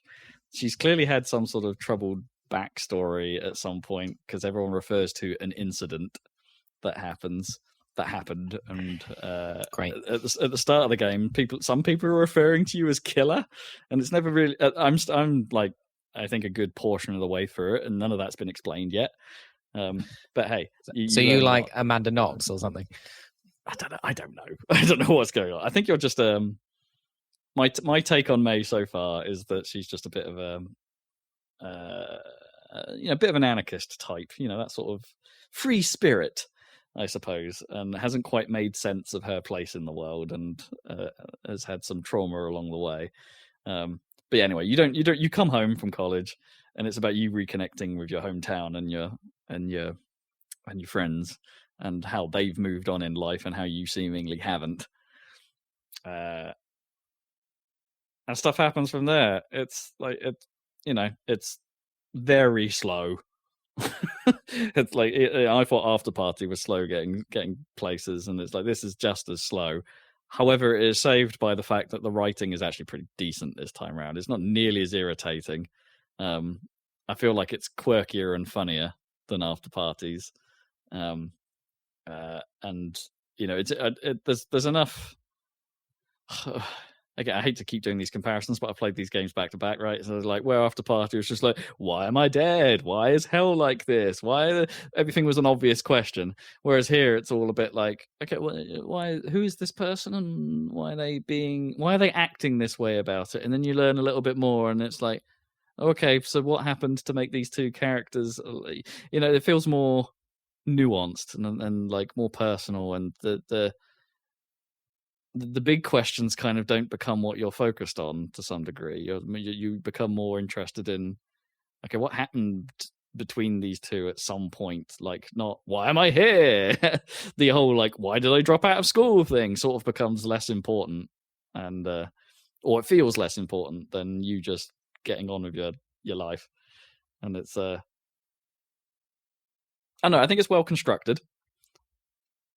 I wish it was faster telling its story, because good God, is it slow. It's kind of compounded by its own presentation in a way, because it's got this nice, flat, cutesy art style where everyone's an animal for some reason, yet there are also animals in the world. Like your family are cats, but there's also like regular cats. And at some point there's rats, but there's also like rat people. So it's clearly like the anthropomorphized animal thing is just a presentation thing. You're not actually cats in this world. What makes you say that though? Well, because there's absolutely nothing to suggest that you're a cat, other than the fact that you look like a cat. Yeah, but that doesn't. And it's like that doesn't necessarily mean that's not true. Like crocodile lizard people and bird people, and like no one's ever called that, except for the one time where they are. Like there's a mini game like in there called Demon Tower, which is like a basic roguelike game, which is actually pretty good. I quite like it. When I discovered it, I kind of beat it immediately. It's like it was fun. But they refer to the main character and that as the pale cat, and there are bird wizards. So it's like, oh, okay, right. Maybe they do actually pay attention to animals. I don't know. It's a bit confusing. But yeah, it's never made a thing of, for whatever reason. But what I mean by like the presentation making thing is like, in order to get to places, you always start at your house in the morning or mid-afternoon. It's suggested where you actually wake up, student, I guess. And then you wander across town to get to go see people. But it's never made 100% clear what you're supposed to be doing that day. So you kind of have to go and find the people to talk to, and then they might suggest that you go do something, and if you say yeah, that will kind of move the story on, and then you'll end that day with an activity. It's basically Persona. I mean, kinda, yeah. You might stumble upon things in the world that give you something else to do. Sometimes there's little things, little mini games, but or one-offs things to do. But the problem is like, yeah, you're retreading that ground quite a lot. You're walking across town to get to a thing. And sometimes it might have been nice to have like a quick travel to be like just go home button, or just a go home button would be quite nice. Like I don't know, because you are spending a lot of time just walking around,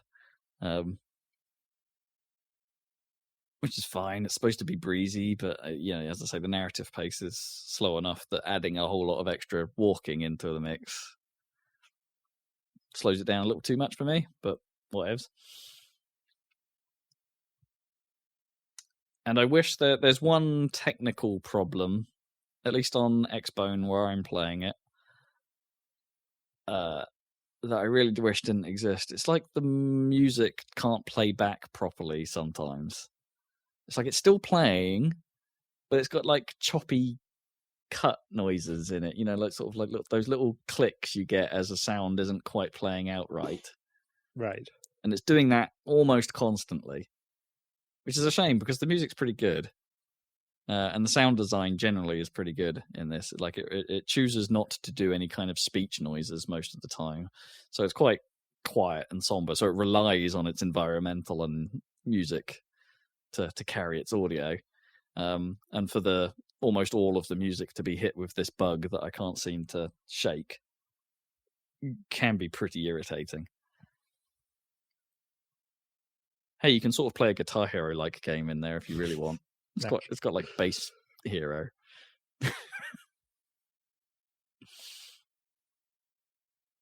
It's all right, but I'm not quite sure I understand why it was such a big deal. If you see what I mean. Well, maybe the ending's going to be dramatic. Yeah, maybe something happens. Maybe something curtails it all around. I did. I wondered if I was missing something, so I did go and read a non-spoilery review while I was playing with it, and I think it might have been the Kotaku one. Or, no, it was Polygon. I think Polygon, and the review there basically said try and get over the whole waiting for the story to happen thing. Like, you shouldn't be waiting for the story to happen. Just let it sink in. And it's like, that's fine. Sometimes I need some story. Sometimes I need a hook, but there's little hooks here and there. It's not like one big hook. It's just like it gets its tiny little talons. It's tiny talons. That's all right. I will finish this one. Okay. I will carry on. I'm not going to drop out of college. And more interesting to you, Zach, well, maybe both of you actually, the other game I've been playing, because I had a £10 coupon to spend on Epic Store. Okay. And where did you get that from? I don't know. It just ran. I just had a look, and I just had one. Okay. And I was like, all right, let's get £10 off a game. I picked up Art of Rally. No, right. Because I was kind of tempted by it, and it's a minimalist top-down Zen drifting. I thought I needed I'd quite like a relaxing game of some sort that's not, but I'm still doing something, right? A relaxing game where I'm still doing something rather than just walking around talking to not animals. Right. Okay. I don't know how. I haven't really thought about how I'm going to talk about this. Right. It is a very straight-faced rally game, other than the very start of it where you're talking to Buddha as a car for some reason. Okay. And Buddha basically says, hey, trees aren't your friends. And then that's definitely true. Yeah. And then from there what about on, rocks, though? I mean, rocks are probably okay. I don't know if they are. Rock on. And from there on, you're just driving. It dumps you in Finland. On a sort of coned off bit of track, and you just says, yeah, just go driving. And like, so the game splits itself into two modes really. There's career mode and free roam. Free roam just lets you go on the there are like 6 environments, I think, and you can just drive around them at your leisure.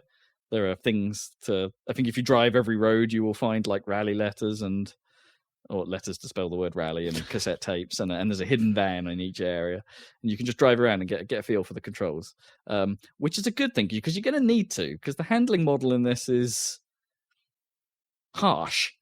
I would say it's not an arcade racer at all. It is sim style tech, but presented in a presented with this like top down minimalist look, and it is good. It takes some practice to get used to it. It's it's got this weird like not sense of speed, I would describe it. It's like, because you're so far away from the car from the viewpoint, right? You don't feel like you're really going super quick, and that can make judging how fast you're supposed to be traveling for turns quite hard at first, because effectively, you need to be going a lot slower than you think to make turns. Otherwise, you're just going to slide off them into the barriers. So you have to get a handle on it pretty quickly. Go slow, learn it. It will put you in like what it calls Group 2 cars first, like old school. We're talking 60s and 70s cars here. None of it's licensed, but boy, are they old cars. Like here's a Mini. They can't call it a Mini, but here's a Mini. Here's an old Ford Escort. That kind of stuff. And and I really like that side of this game as well. It's very much a celebration of the golden age of rally. It's like the golden era. It's like here's everything you want. Here's all those old cars. Here's a Ford Escort Mark II. Here's eventually the Lancia Delta Integrale. Here's the Wedge. and all that. His the Mitsubishi and the Subaru right at the end. And it presents itself as that. You play every season of randomly generated rallies represents a year. Right. When I say randomly generated, they're not procedural. Like the tracks aren't being generated, which is a bit of a shame. They're just in those free roam environments, and there's some predefined ribbons in those environments. Right. But there's enough of them so far that I haven't found them, noticeable repeats. All that tedious. And it just generates like here's a rally of some random stages. Here's a season of maybe two or three rallies with a random set of stages in each of them, and then off you go. Then you just rally. You just drive these routes and try and be fast. And that's kind of it, really. It's as straight as it comes, but I like it.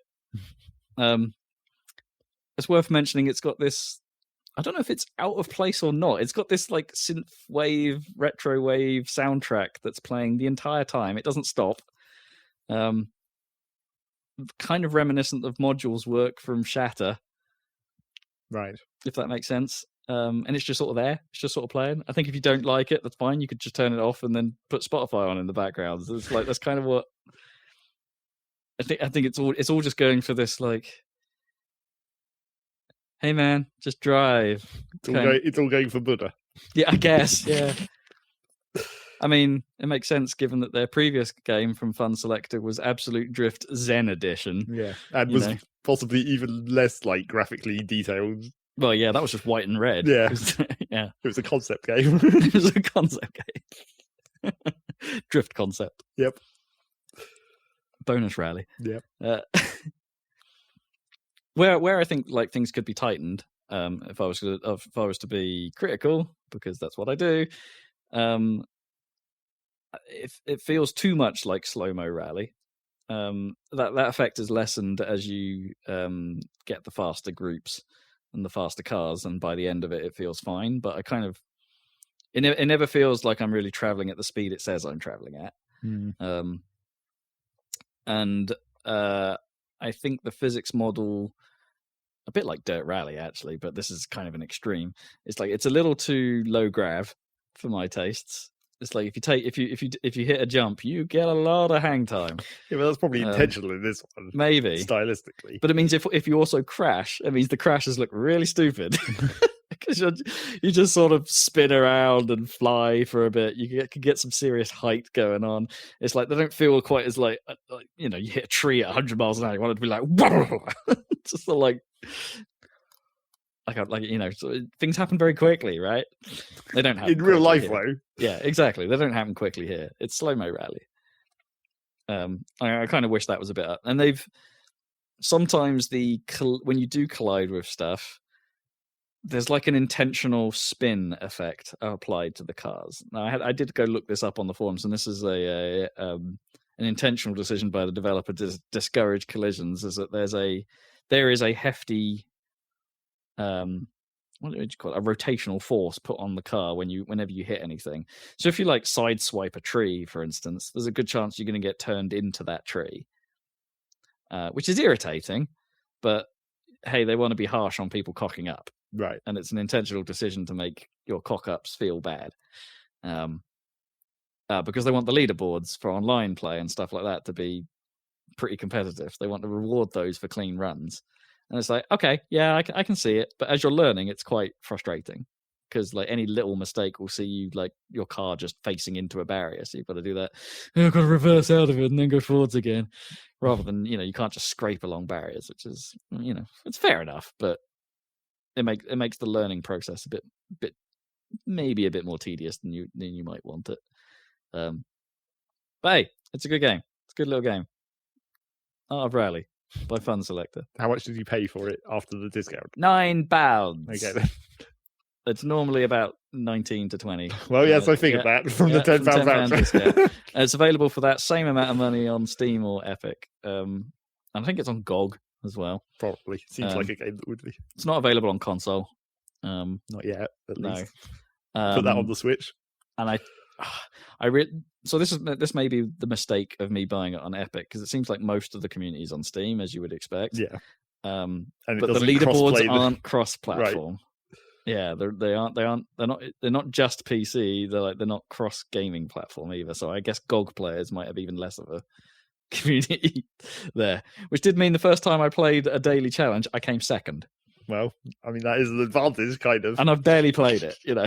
Also, there's no achievements in the Epic version. Sure. This is a drawback. Because they never implemented those.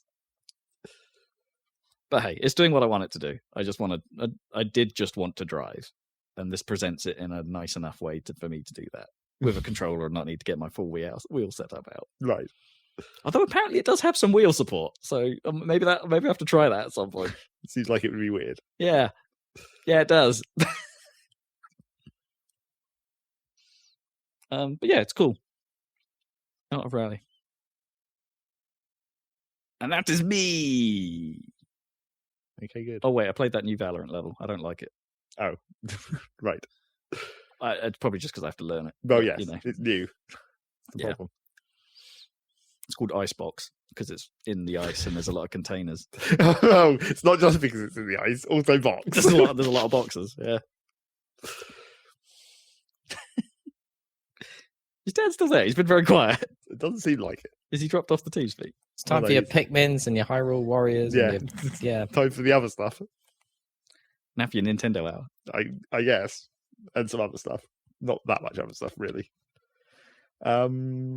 Yes, in fact, briefly get through all the other stuff first. Because we don't need to talk about what I've been doing in Factorio, apart from, space exploration. I've actually colonized another planet now, so that happened. Ah. And it's also, it did technically have enemies on it, but so few that I just eliminated them immediately. So now it's just a big ball of pollution. I can pollute as much as I want, and it doesn't even matter. That's the spirit. Well, except unfortunately, because of the way space exploration as a mod inside Factorio works, wherever you're polluting, it still counts towards the enemy's evolution overall. So no matter which planet you're polluting on, all the enemies everywhere get stronger. Which is unfortunate, but not really relevant, because by the time I'd got to this point, the enemies were almost at maximum evolution anyway. So next time you visit a planet, it might be a problem? Yeah, starting a new planet is technically more difficult, except obviously your technology is scaled to a point where you should be able to deal with it anyway. Because probably if they weren't evolved on a new planet, it'd be too easy. Right, yeah. You just go in there and kill them all super quick. So there's that. I briefly wanted to mention Rocket League because I made a mistake about the Rocket League UI, except it still doesn't absolve their bad UI. Which is that when you start a search, I said that you could only go to the garage or training. Right. But that's because I thought that because there's two giant buttons underneath the search where it says searching. It says go to the garage or training while you wait. And I thought that was all you could do. But what it actually is it's because I misread their terrible UI. Because when you start a search now, when you hit the start search button and you're on this screen where it says searching and it has those two giant buttons, you can press B to back out of that screen and go back to the other menus. Right. Because now cancel search is on its own separate button. You just push Y and it cancels the search wherever you are. Oh, what, rather than putting focus into the search rather than having window. A search box that takes focus and then has its own cancel button or whatever. Right. So technically you can go to any part of that menu. It just really it's not necessarily a problem with their UI so much as it's a problem if you were already familiar with the UI previously. Yeah, I can see that. It's a change in paradigm that's just a bit frustrating if you're used to it. And also, I keep cancelling searches all the time because Y used to be the button to open the searching window and see the details which you can no longer see. Yeah. So every time I'm doing a search and it drops back to menu, I'd always used to push Y to open the search box so I can see how through the process it had got. But now every time I go back to the menu, I hit Y. I'm like, oh, should I just cancel the search? Then I have to navigate back through to the find search button again. So annoying. But not as bad as I thought it was technically. And then a modicum of annoyance. Yes, it was Halloween in Animal Crossing, which I nearly forgot. Fortunately, Halloween lasted until midnight, so I didn't manage to completely forget. I got on at about 11, I was like, oh shit, Halloween, I got to get in there and spend this candy that I'd been building up, which I correctly predicted that you'd need a certain amount of. Actually, I probably needed more than I had managed to acquire, because it's still slightly random. You give your villagers their candy when they trick-or-treat, and then you get... Sometimes they give you a lollipop, which is the specific candy you need to hand in to the Jack-o'-lantern guy to get the specific Halloween stuff. But he only has like 3 or 4 different items rather than... A lot of the events you get like 10. So he had a lot less, so I didn't have to have that much, which is okay because of the limited amount you could get anyway. Because it has an annoying system. Like, so through the month of October, you could buy the candy in the store, but you could only buy 1 piece per day. So obviously the maximum you could have would be 31, I guess, for the whole of October. But since you only needed to get like 4 of these specific Halloween items from doing this process, I only used probably about 20, I guess, in total. I didn't actually have 20 because there's a way to get more, which is that certain ones of your villagers stay in their houses instead of being outside, and then you go and trick-or-treat at their house, and they'll give you more. But they're on a weird like timed cooldown, so like you can only go and get 1 more bit of candy for each of them every like I couldn't work out how long it was. It's probably like 5 or 10 minutes real time. So even during the hour that I had, I still was like, I might run out of time. I might not be able to trick-or-treat enough extra candy to get the last items. But I did, luckily. So it was all good. But yeah, the whole amount of effort that was for that one night seemed kind of like weird for Animal Crossing. It's like, it was a very long setup for this incredibly short period of time that you had to do the thing. Technically, it lasted from 5 p.m. until midnight. So no, it's quite a thin window. Yeah, for being only 1 day as well, because a lot of the other events have been multi-day things. Sucks if you couldn't get to it. Well, I mean, there's always time travel. Just change your system clock. Yeah, sure. I did do that one time. I forget what event that was for that I did that, but I missed it by I missed it right at the end, so I was just like, I'll just set my time zone back an hour, and then I'll have an hour to deal with it. Problem solved. Because I'm well out of the turnip market, so it doesn't matter if I time travel at this point. It won't ruin all my turnips. I've still got 12 million in the bank from my last batch of turnips. Does that screw it up then if you try and... Yes, turnips have always been the thing in Animal Crossing that's like meant to prevent the time travel. Whereas like if it detects that you've changed the date, all your turnips just go rotten.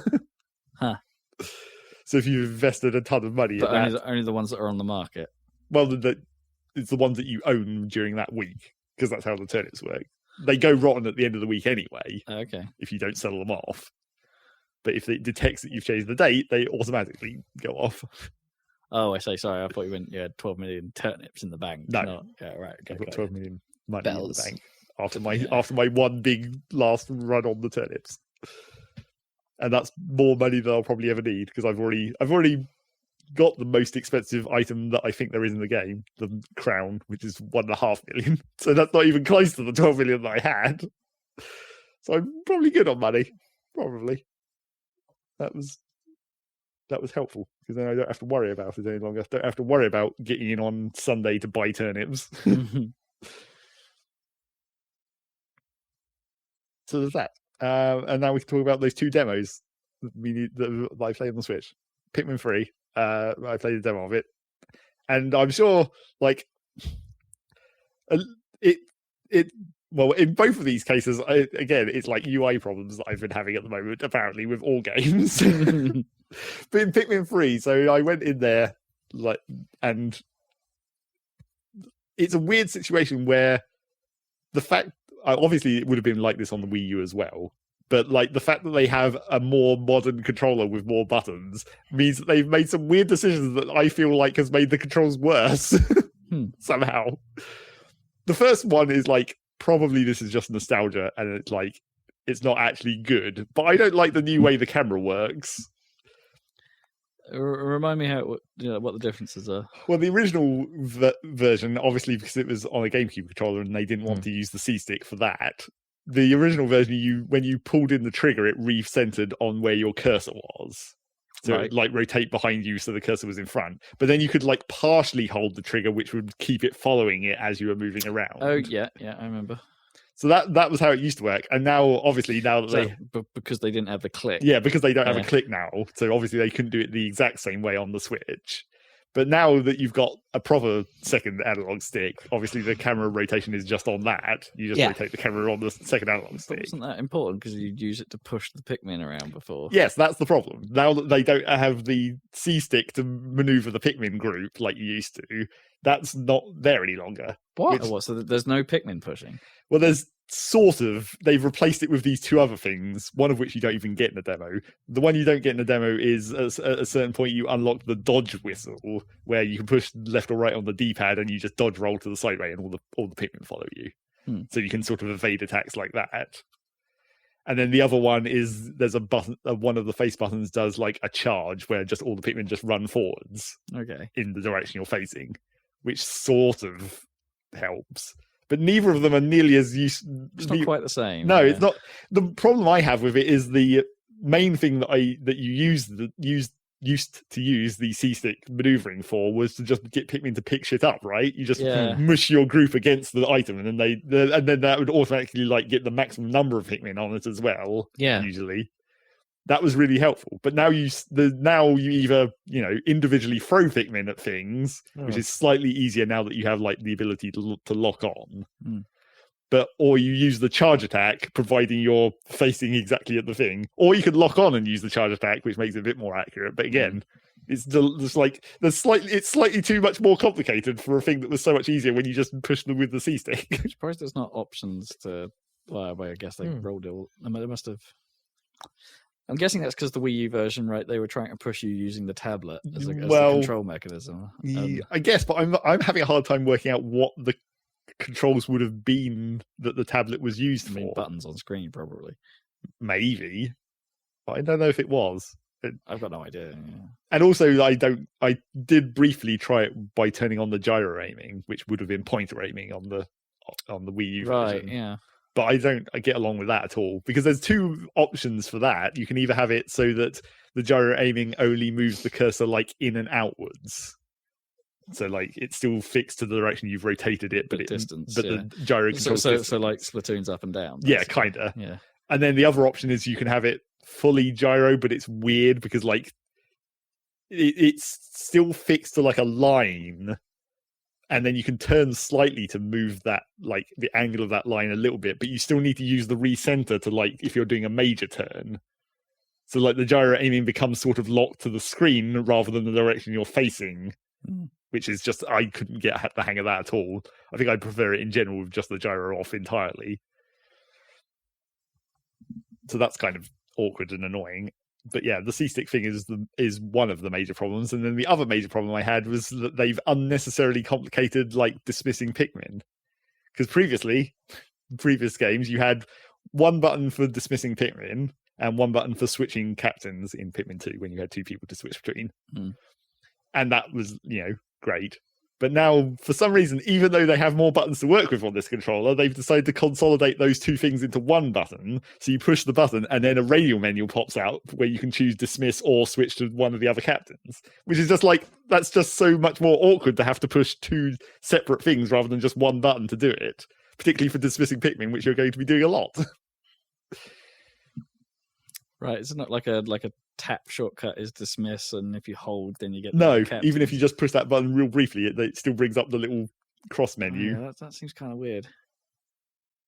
And then there's other like slight awkwardness that more awkward things that you probably just get used to, like the fact that the other captains, because previously in Pikmin 2 the other captain was just like, it just follows you around, and then when you press dismiss you can break up into separate parties.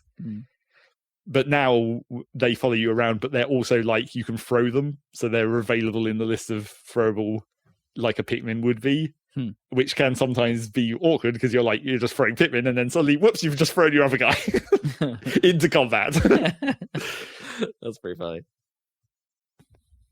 Or sometimes it would just like, you when you've regrouped, like you've reselected a bunch of Pikmin with the whistle, they'll just for some reason be at the start of the list, so you won't notice that you've already got the captain selected instead.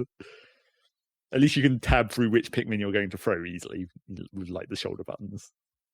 And then there's a lock on. You make it now. There's lists and stuff. Does that mean like there's a pause state where you can pick from lists, or no, it's just like there's a little wheel thing at the bottom that just tabs through as you hit L and R to select which one you're throwing.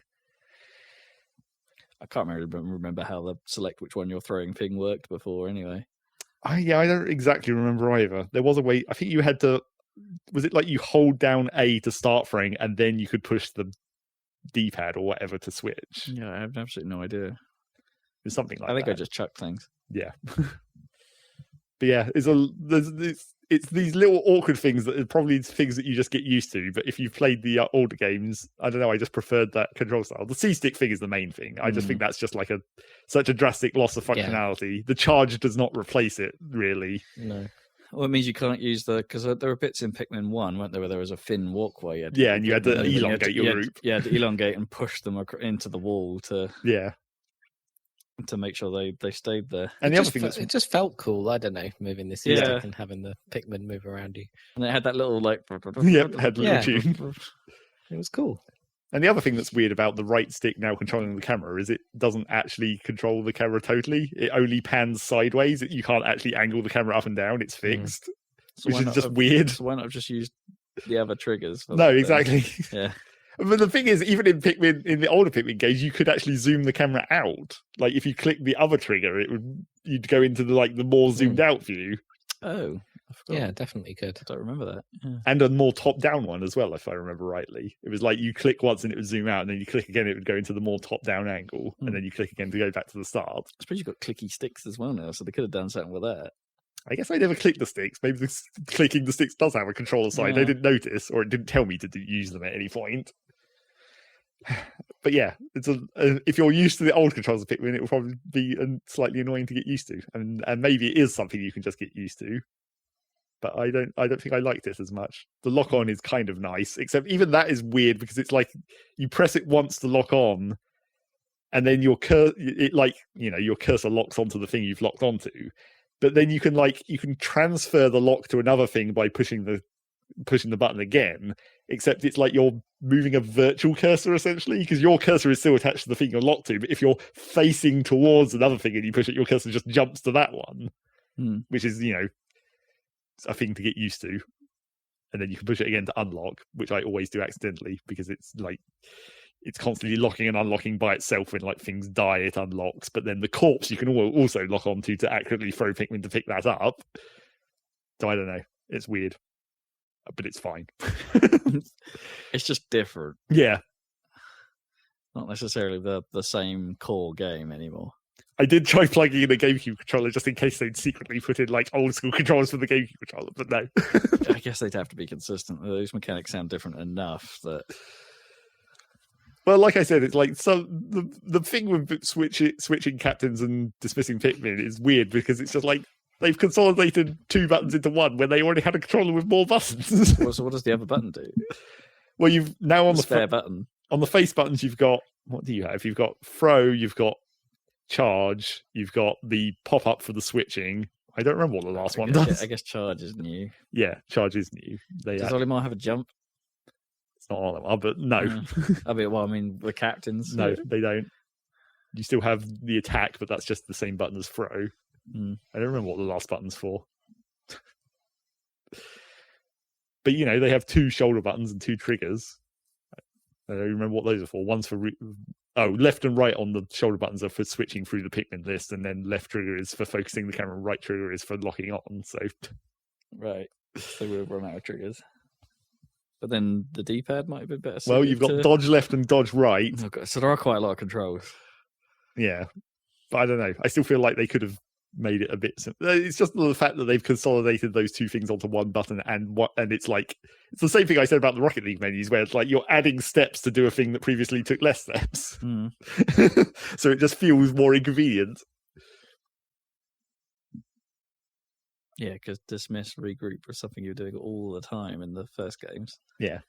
On the plus side, whistling now has like a 2-step process. So when you whistle now, if you whistle briefly and your whistle is on top of Pikmin that are doing a task, they stop, but they don't immediately regroup to you. Right. So you can basically like pause them for a second, and then if you continue to whistle, then you'll pull them off the task. Okay, because couldn't you do that before? Where like hold the whistle was what split them into groups. Well, no, hold the whistle makes the whistle bigger.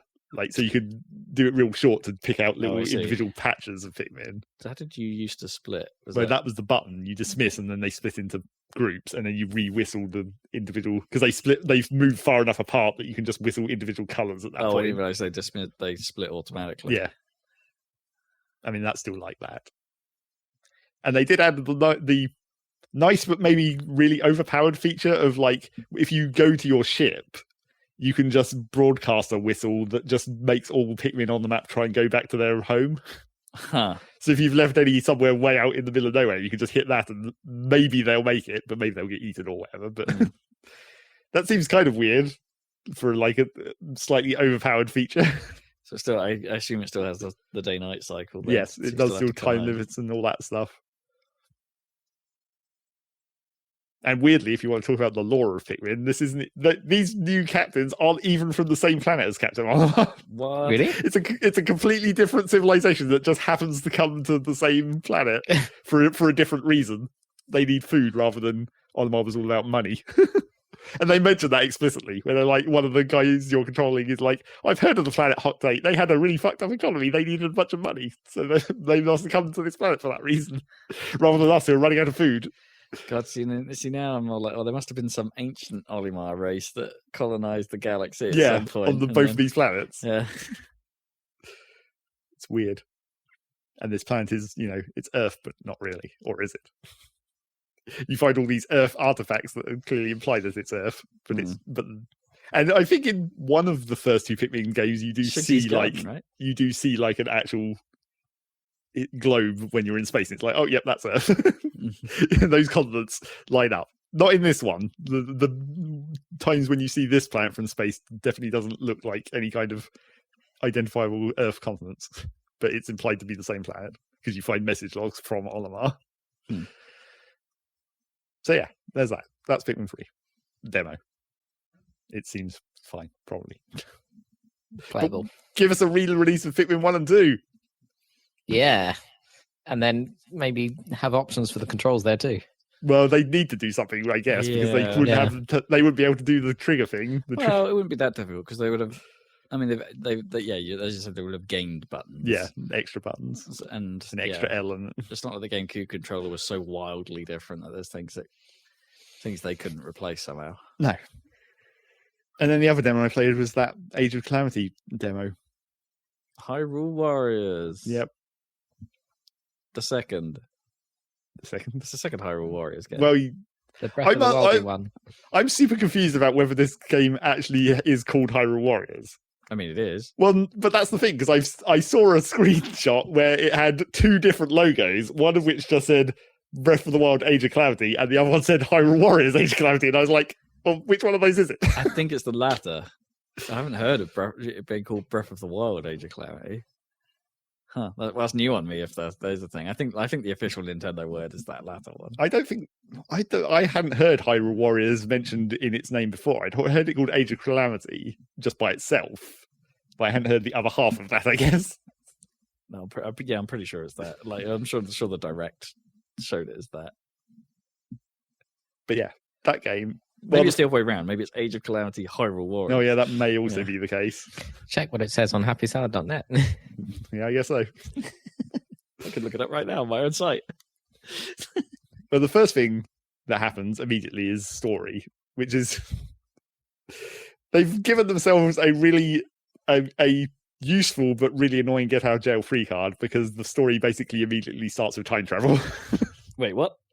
So it's alternate universe anyway? Yeah, maybe. So basically the story starts, it shows some of the sort of cutscenes that you saw in Breath of the Wild anyway, with like the Calamity happening, the Guardians jumping over Castle Town and Zelda doing the Triforce thing against the Guardian when Link's there and all that stuff. It shows that, but then in Zelda's bedroom up in Hyrule Castle, a box falls off a shelf and a tiny egg-shaped mini Guardian comes out And for some reason, this mini guardian is like, fuck this shit, I need to time travel. So it just opens a time portal and goes back to before the calamity. So yes, this whole game is a horrible time paradox, and maybe gives them a convenient excuse for whatever stop the calamity. Yeah, for whatever canon or non-canon implications there are for this game. Yeah. Which is annoying. Maybe that's how some of the random characters turn up. Yeah, that's what I'm worried about, though. It's like, if this gives them too much free reign to bring in like random weird characters like Midna or whatever, or even from the same universe, really. Or Linkle. Yeah, or Linkle. So I don't know about that. It's kind of annoying. And it also, in a sort of a good side of explaining things that didn't make any sense, it's implied that the fact that this little mini guardian has come back to the past is why the Sheikah Slate abilities become active. Oh, right. It's why they're all using them. Yeah, it's why they're using and why all of them can do it. Like the Sheikah Slate just mysteriously turns on, and one of the towers even pops up, which, shouldn't have happened before the actual game of Breath of the Wild. Okay. Well, I guess I'm kind of happy about this, because it means they can't cock up the canon, right? Because it doesn't matter. Yeah, kind of. Classic. It's like the last Hyrule Warriors game. But it is kind of annoying in that way, where it's just like, it's such a cheap get out of jail free card, it's time travel. Yeah, I know what you mean. I mean, it could have been a proper prequel. Like, so that excitement, I guess, is gone. But at least it can't. Kind of. I mean, I'm sure I'm sure it'll still be somewhat rooted in the story of that time. Sure. You'll still be doing shit with the champions and all that stuff. I mean, I've never played a Muso, but I still Kemps. can't decide. Well, yeah, Hyrule Kemps. Yep. I've never played a Muso, but I'm not quite sure if I don't know if they're good or not. I know some people really get into them. Well, that's what. And then when I got to the gameplay, it was just like, okay, what? I think my biggest problem with it, if we imagine that this demo is just the start of the game, which it appears to be, because it's like the first mission and all that, and it's story-wise, it's very clearly like, here's the initiating part of this game, and here's like some tutorials about the map and stuff. Yeah, because they said this is like, you can play this and then if you continue. If you buy the full game, your save carries over. But even despite it being like the start of the game and trying to tutorialize you, it's just like, it's a massive information overload. Right. It really doesn't do a very good job of telling you basically anything at all. And then it sometimes sometimes the action will just pause, and it will be like, push this button to use this ability, and you'll be like, okay, and then not really understand what the hell even just happened. And then like the basic combo system, it's hard to get used to, because it's actually like more timing based than you might imagine it is. Like, it's really rhythmical, like particularly for sort of transferring between light attacks and heavy attacks. Like, light attack, you have a light attack chain where you just hit the same button over and over, and that sort of, you can just spam that fairly easily, and it will just go through the whole combo that each character has. But then each step of that combo, which is normally like, I think Link starts with like 6 steps of just light attack, but after each one of those hits, you can transfer to a heavy attack instead on a different button. But the heavy attacks have different mechanics depending on character, but also like have different mechanics to the light attack. So for like Link, when you go into a heavy attack, you hit I still haven't even figured it out, is the trouble, because it's like, it's so complicated to even pay attention to what the hell's happening. But as far as I understand it, you hit the X button to trigger a heavy attack, and then you have to like maybe hold or maybe repress and hold X while the attack animation is happening. And if you release at the end of that attack animation, you can then press it again to trigger into another heavy attack that like links onto the first one. And I'm just like, I couldn't get the hang of that at all. And I'm not even sure, like I said, I'm not even sure if it's press, release, press again and hold, or whether you just have to hold the first one or not. I need to like just stand there and practice for a while, I guess, to even figure out what's going on. But then each character then has their own different thing that they do for their like attack string. I mean, it's all light, and then heavy branching off. But then like they each have different special abilities. So Link's is obviously the generic one, where it's just like that weird like hold X charge attack thing. Oh, spin the sword around. Yeah, usually a spin attack. Usually, sometimes it's different. And then Impa has like her heavy attacks are just generic, but her thing is that she has on her character-specific button, which on Link is just firing a bow. Her character-specific thing is like she tags an enemy with a symbol, and then you have to kill that enemy with a heavy attack specifically, and then you like absorb the energy of that symbol, and then that powers up your super attack later on. And also, like, if you do that, it also spawns like more shadow clones of yourself, so your general attacks get better. Oh, okay, interesting. And then Zelda has like the Sheikah Slate, so your light attacks is just spamming all the different abilities. So it's just like, oh, the Cronus and bombs and like randomly stasis for a moment, which is weird. It's an extremely weird fighting style. But then her heavy attack is like, depending on where you branch off the light attack combo, you use one of the specific slate abilities like more. So if you branch off at the bomb, you get like a big bomb. But then the big bomb just rolls out and sits there. So her special button then triggers whatever Sheikah Slate elements are there at the time. So if you've got like ice, the ice explodes. And if you've got a bomb, the bomb explodes. Oh, weird. So what if you end up with loads of them? Does it like pick one of the things to make it explode? I think they sort of expire with the progression of the combo. Okay. So like sometimes the ice stays, but I think that's only if you do the heavy attack version or whatever, that they stay there for longer.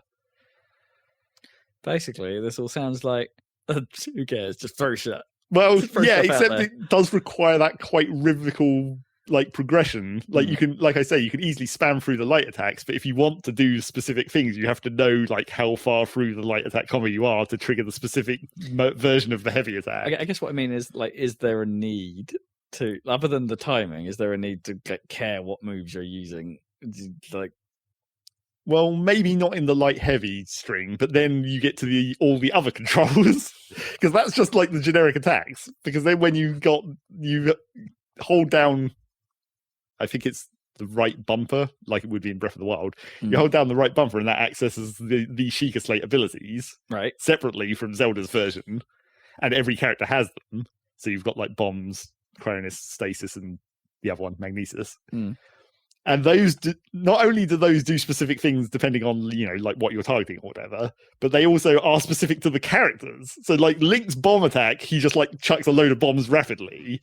But then like Impa's bomb attack is like almost an airstrike. It like targets an area and then an explosion happens some period afterwards. Oh, cool. And then like Link's Cronus attack isn't really an attack. It's just like he jumps off the block of ice as it appears. So he gets air for doing like aerial combos and stuff. Whereas like Impa's ice attack, you jump on top of the ice block and ride it around. Okay. So all the Sheikah Slate abilities are different. I mean, you're making this sound pretty fun. Well, it kind of is. Certainly ridiculous. So you've got all the Sheikah Slate abilities on the right bumper. Then on the left bumper, you've got, if you pick up magic rods, those that have their own menu.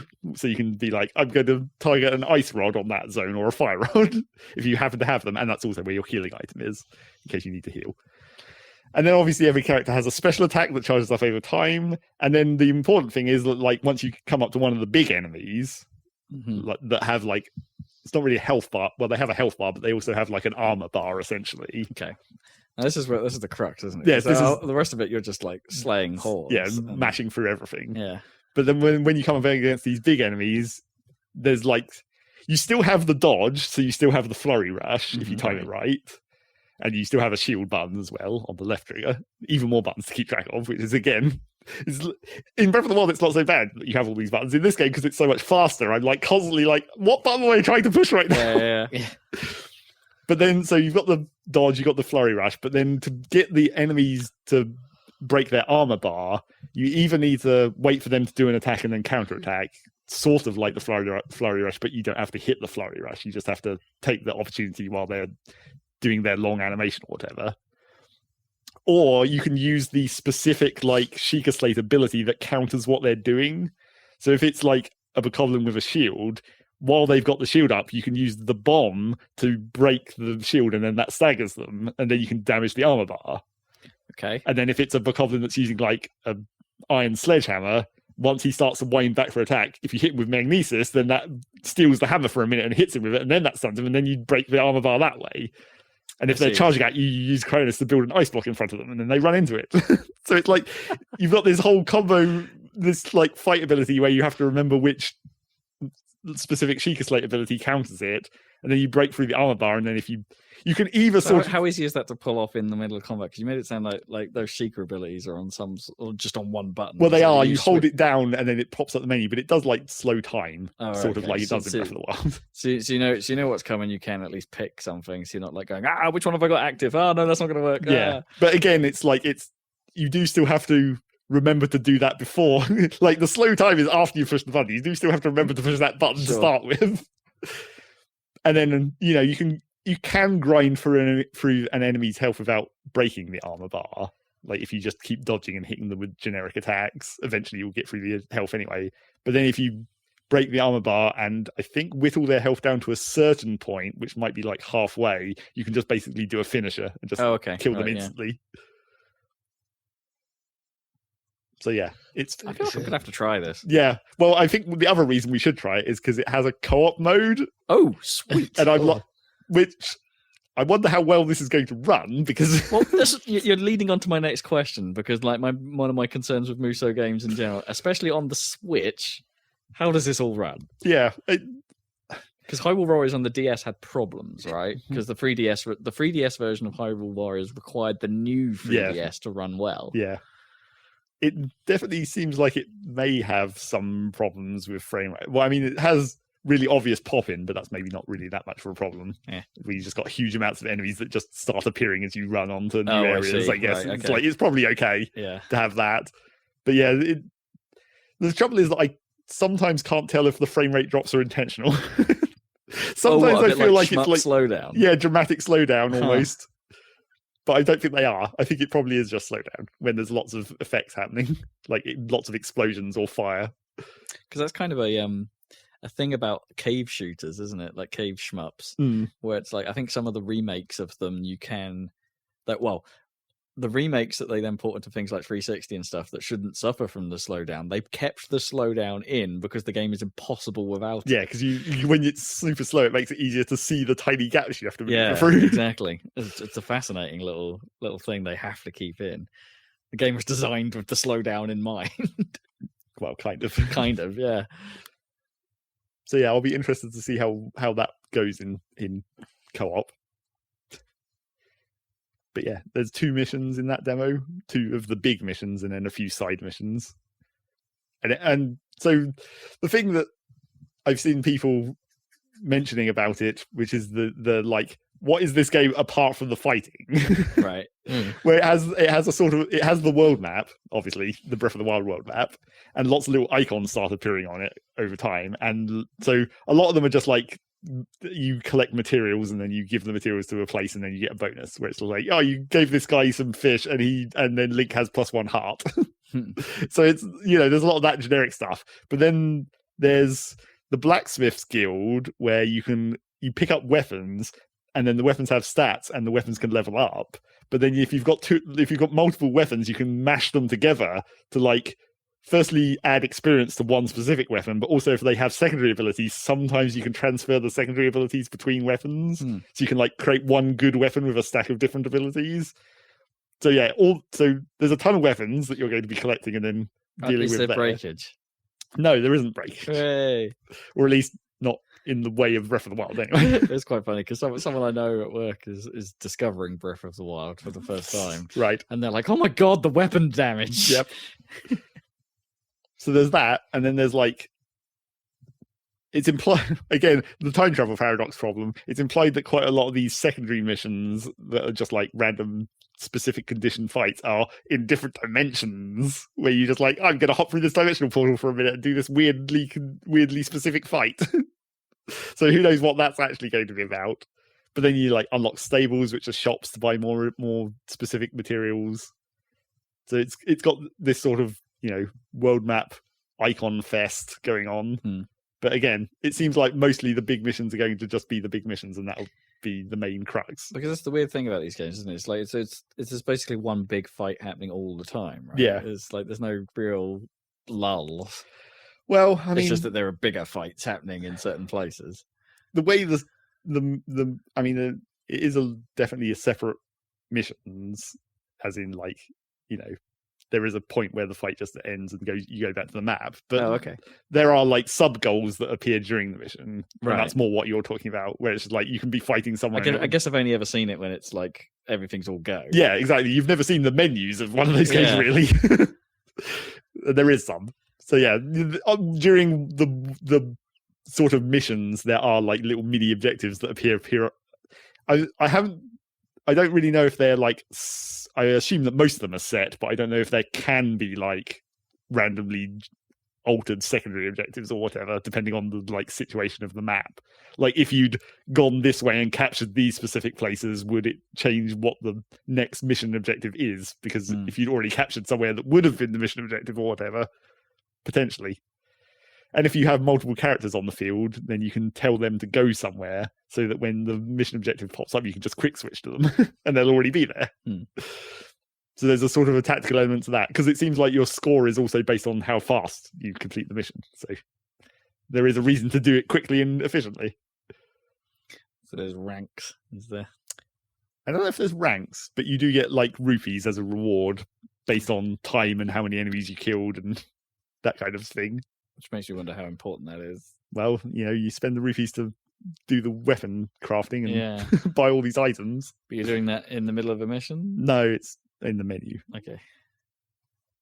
But yeah, we'll try that in co-op, I guess. And see how that goes. Yeah, I'm really interested. I think maybe it took the because there's plenty of there's a billion of Musos out there. Yeah. But maybe it took like a decent realization of Hyrule to pique my interest properly. Well, yes, that is the trick for this game, really. Because it's got the Zelda brand on it, you're like, oh. Yeah, maybe. I mean, it's they've done it with Dragon Quest as well, haven't they? Dragon Quest Heroes is supposed to be decent. And I think there's some other Heroes branded ones that are supposed to be decent as well. Just not those last couple Dynasty Warriors games that these are all based on. Yeah, that is the eternal worry of this, where it's just like those last two Dynasty Warriors were supposedly bad according to people who like the series. Yeah. And now they're making this.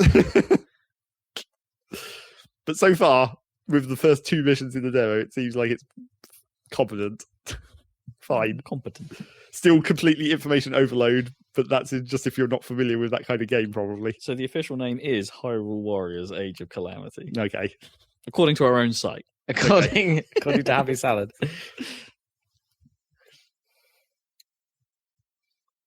Cool. Yep. Do you think you're getting that then, based on the demo? Well, we'll see, I guess. I mean, it's a long time since, well, in fairness, lockdown's going to probably screw up us playing this co-op properly anyway. Well, yeah. So, I bet me was like, when you started saying that, it's like, oh god, yeah, I could be up for having another proper co-op game for us to go through. Sure. And it's like, oh yeah, but we might be able to do it here. Well, I mean, not for the next month at least. Yeah. I mean, when's it due out? I don't know. Relatively soon, presumably. Yeah. I think it's meant to come out before the end of the year. Yeah, almost certainly. Let's have a little search. Look at some more information that's not necessarily on our website. 20th of November. Okay. Pretty soon. Still within the lockdown window. Yeah.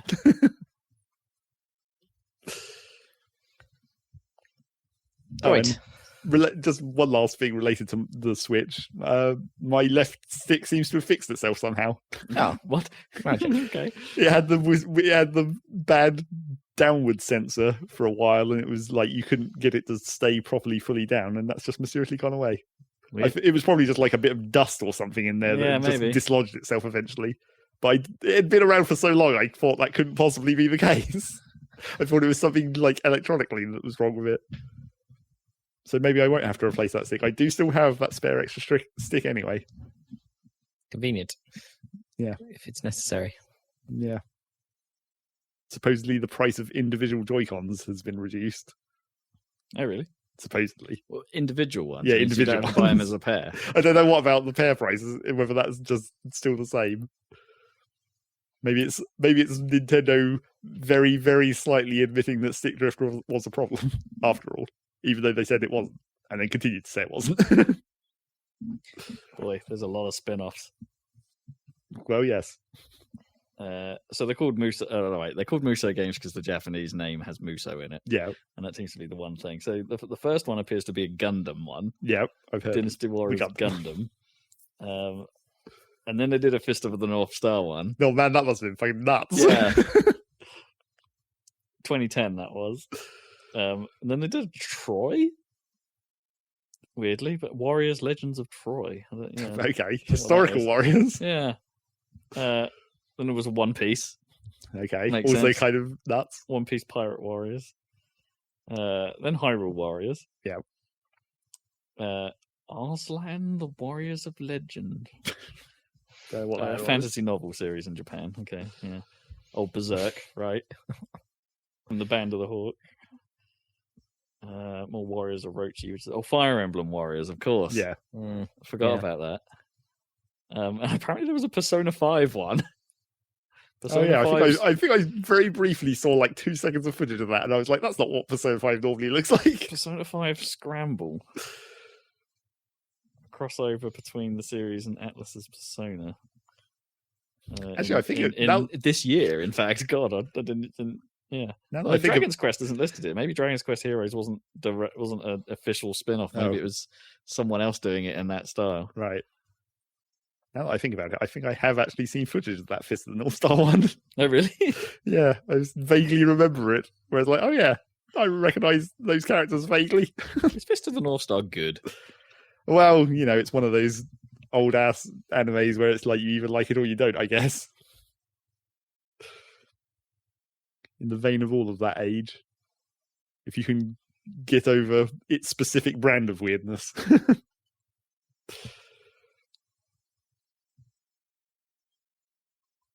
I'm trying to figure out if Dragon's Quest Heroes is actually a Muso now. When you meant to be trying to figure out what the release date was? 20th of November. Oh, right, yeah. Yeah, we did that. We did that bit.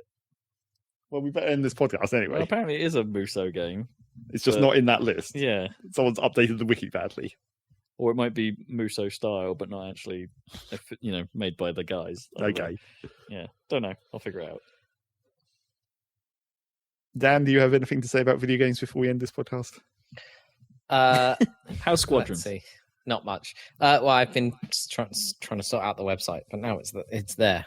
But I did finish Halo 2. Hey. Yeah. And then I started Halo 3, and it's quite weird going from... You've got to finish the fight. Yeah. Yeah, I've got to finish this fight. I mean, Halo 3, baby! I mean, it's quite weird going from Halo 2 Anniversary to Halo 3, because, sort of the graphics are a downgrade, obviously, in a weird way, because it hasn't been remastered. However, it's just clearly a more advanced game. I hadn't had any problem with the way Halo 2 controlled at all, but then you go to Halo 3 at 60 FPS, and it's like, this is smooth. Yeah, it's nice, isn't it? Yeah, it's so nice to play. I don't know what they did between Halo 2 and... I can't put my finger on what it is, but... it controls so nice. No, there is some refinement there. And it's while I'm not as fan of some of the game's levels and some of the game's settings, the way it feels is an improvement. It's crazy how good. I wonder what that's like at 120 frames per second. Well, I guess we'll find out. Yeah. When it comes out on X, you'll be able to do that. But then the PC version probably can do that. Probably can already do that, yeah. I could try. I uninstalled most of Master Chief Collection from my PC after I discovered it was basically installing everything automatically as it came Oh, really? out. Because it doesn't do that on my one. I have to explicitly choose them. Oh no, it didn't. It just installed everything, and it's I'm not likely to play everything. Please don't install everything except Reach, because that's the one I started. Yeah. So I probably will play Halo 3, even though, as you say. I think you're a little bit off put by that annoying flood level at the end. I think you're right, but I think it had some good bits. Yeah, it's the end of Halo 3 isn't good. Yeah, not in Legendary for sure. God, no. Legendary mode is ridiculous in that game. I'm just gonna stick to heroic. I think it's how it's meant to be played. Yeah, unless you're in co-op. Oh, even so, heroic there's Legendary was always hard, right? In those games, it was always. Playing Legendary in co-op is a proper challenge, even still in co-op. Hard, but it's still that's more doable and it's more fun that way. I remember I finished Reach in Legendary single player, and that was Yeah, I think I did as well. It's okay. It's probably the only one I might have done legendary single player. The very end of that is a pain in the neck, but yeah, otherwise it's playable. Whereas there were just bits of Halo 2 that are like nigh on impossible on your own. Yeah. And like Halo 3, this section, the flood sections at the end of that are nigh on impossible on your own, because you need you need to distract, and you can't do that on your own. No. It's and bits of Halo 1 are nigh on, well, most of Halo 1 is nigh on impossible in Legendary on your own, because the elites are just so damn good.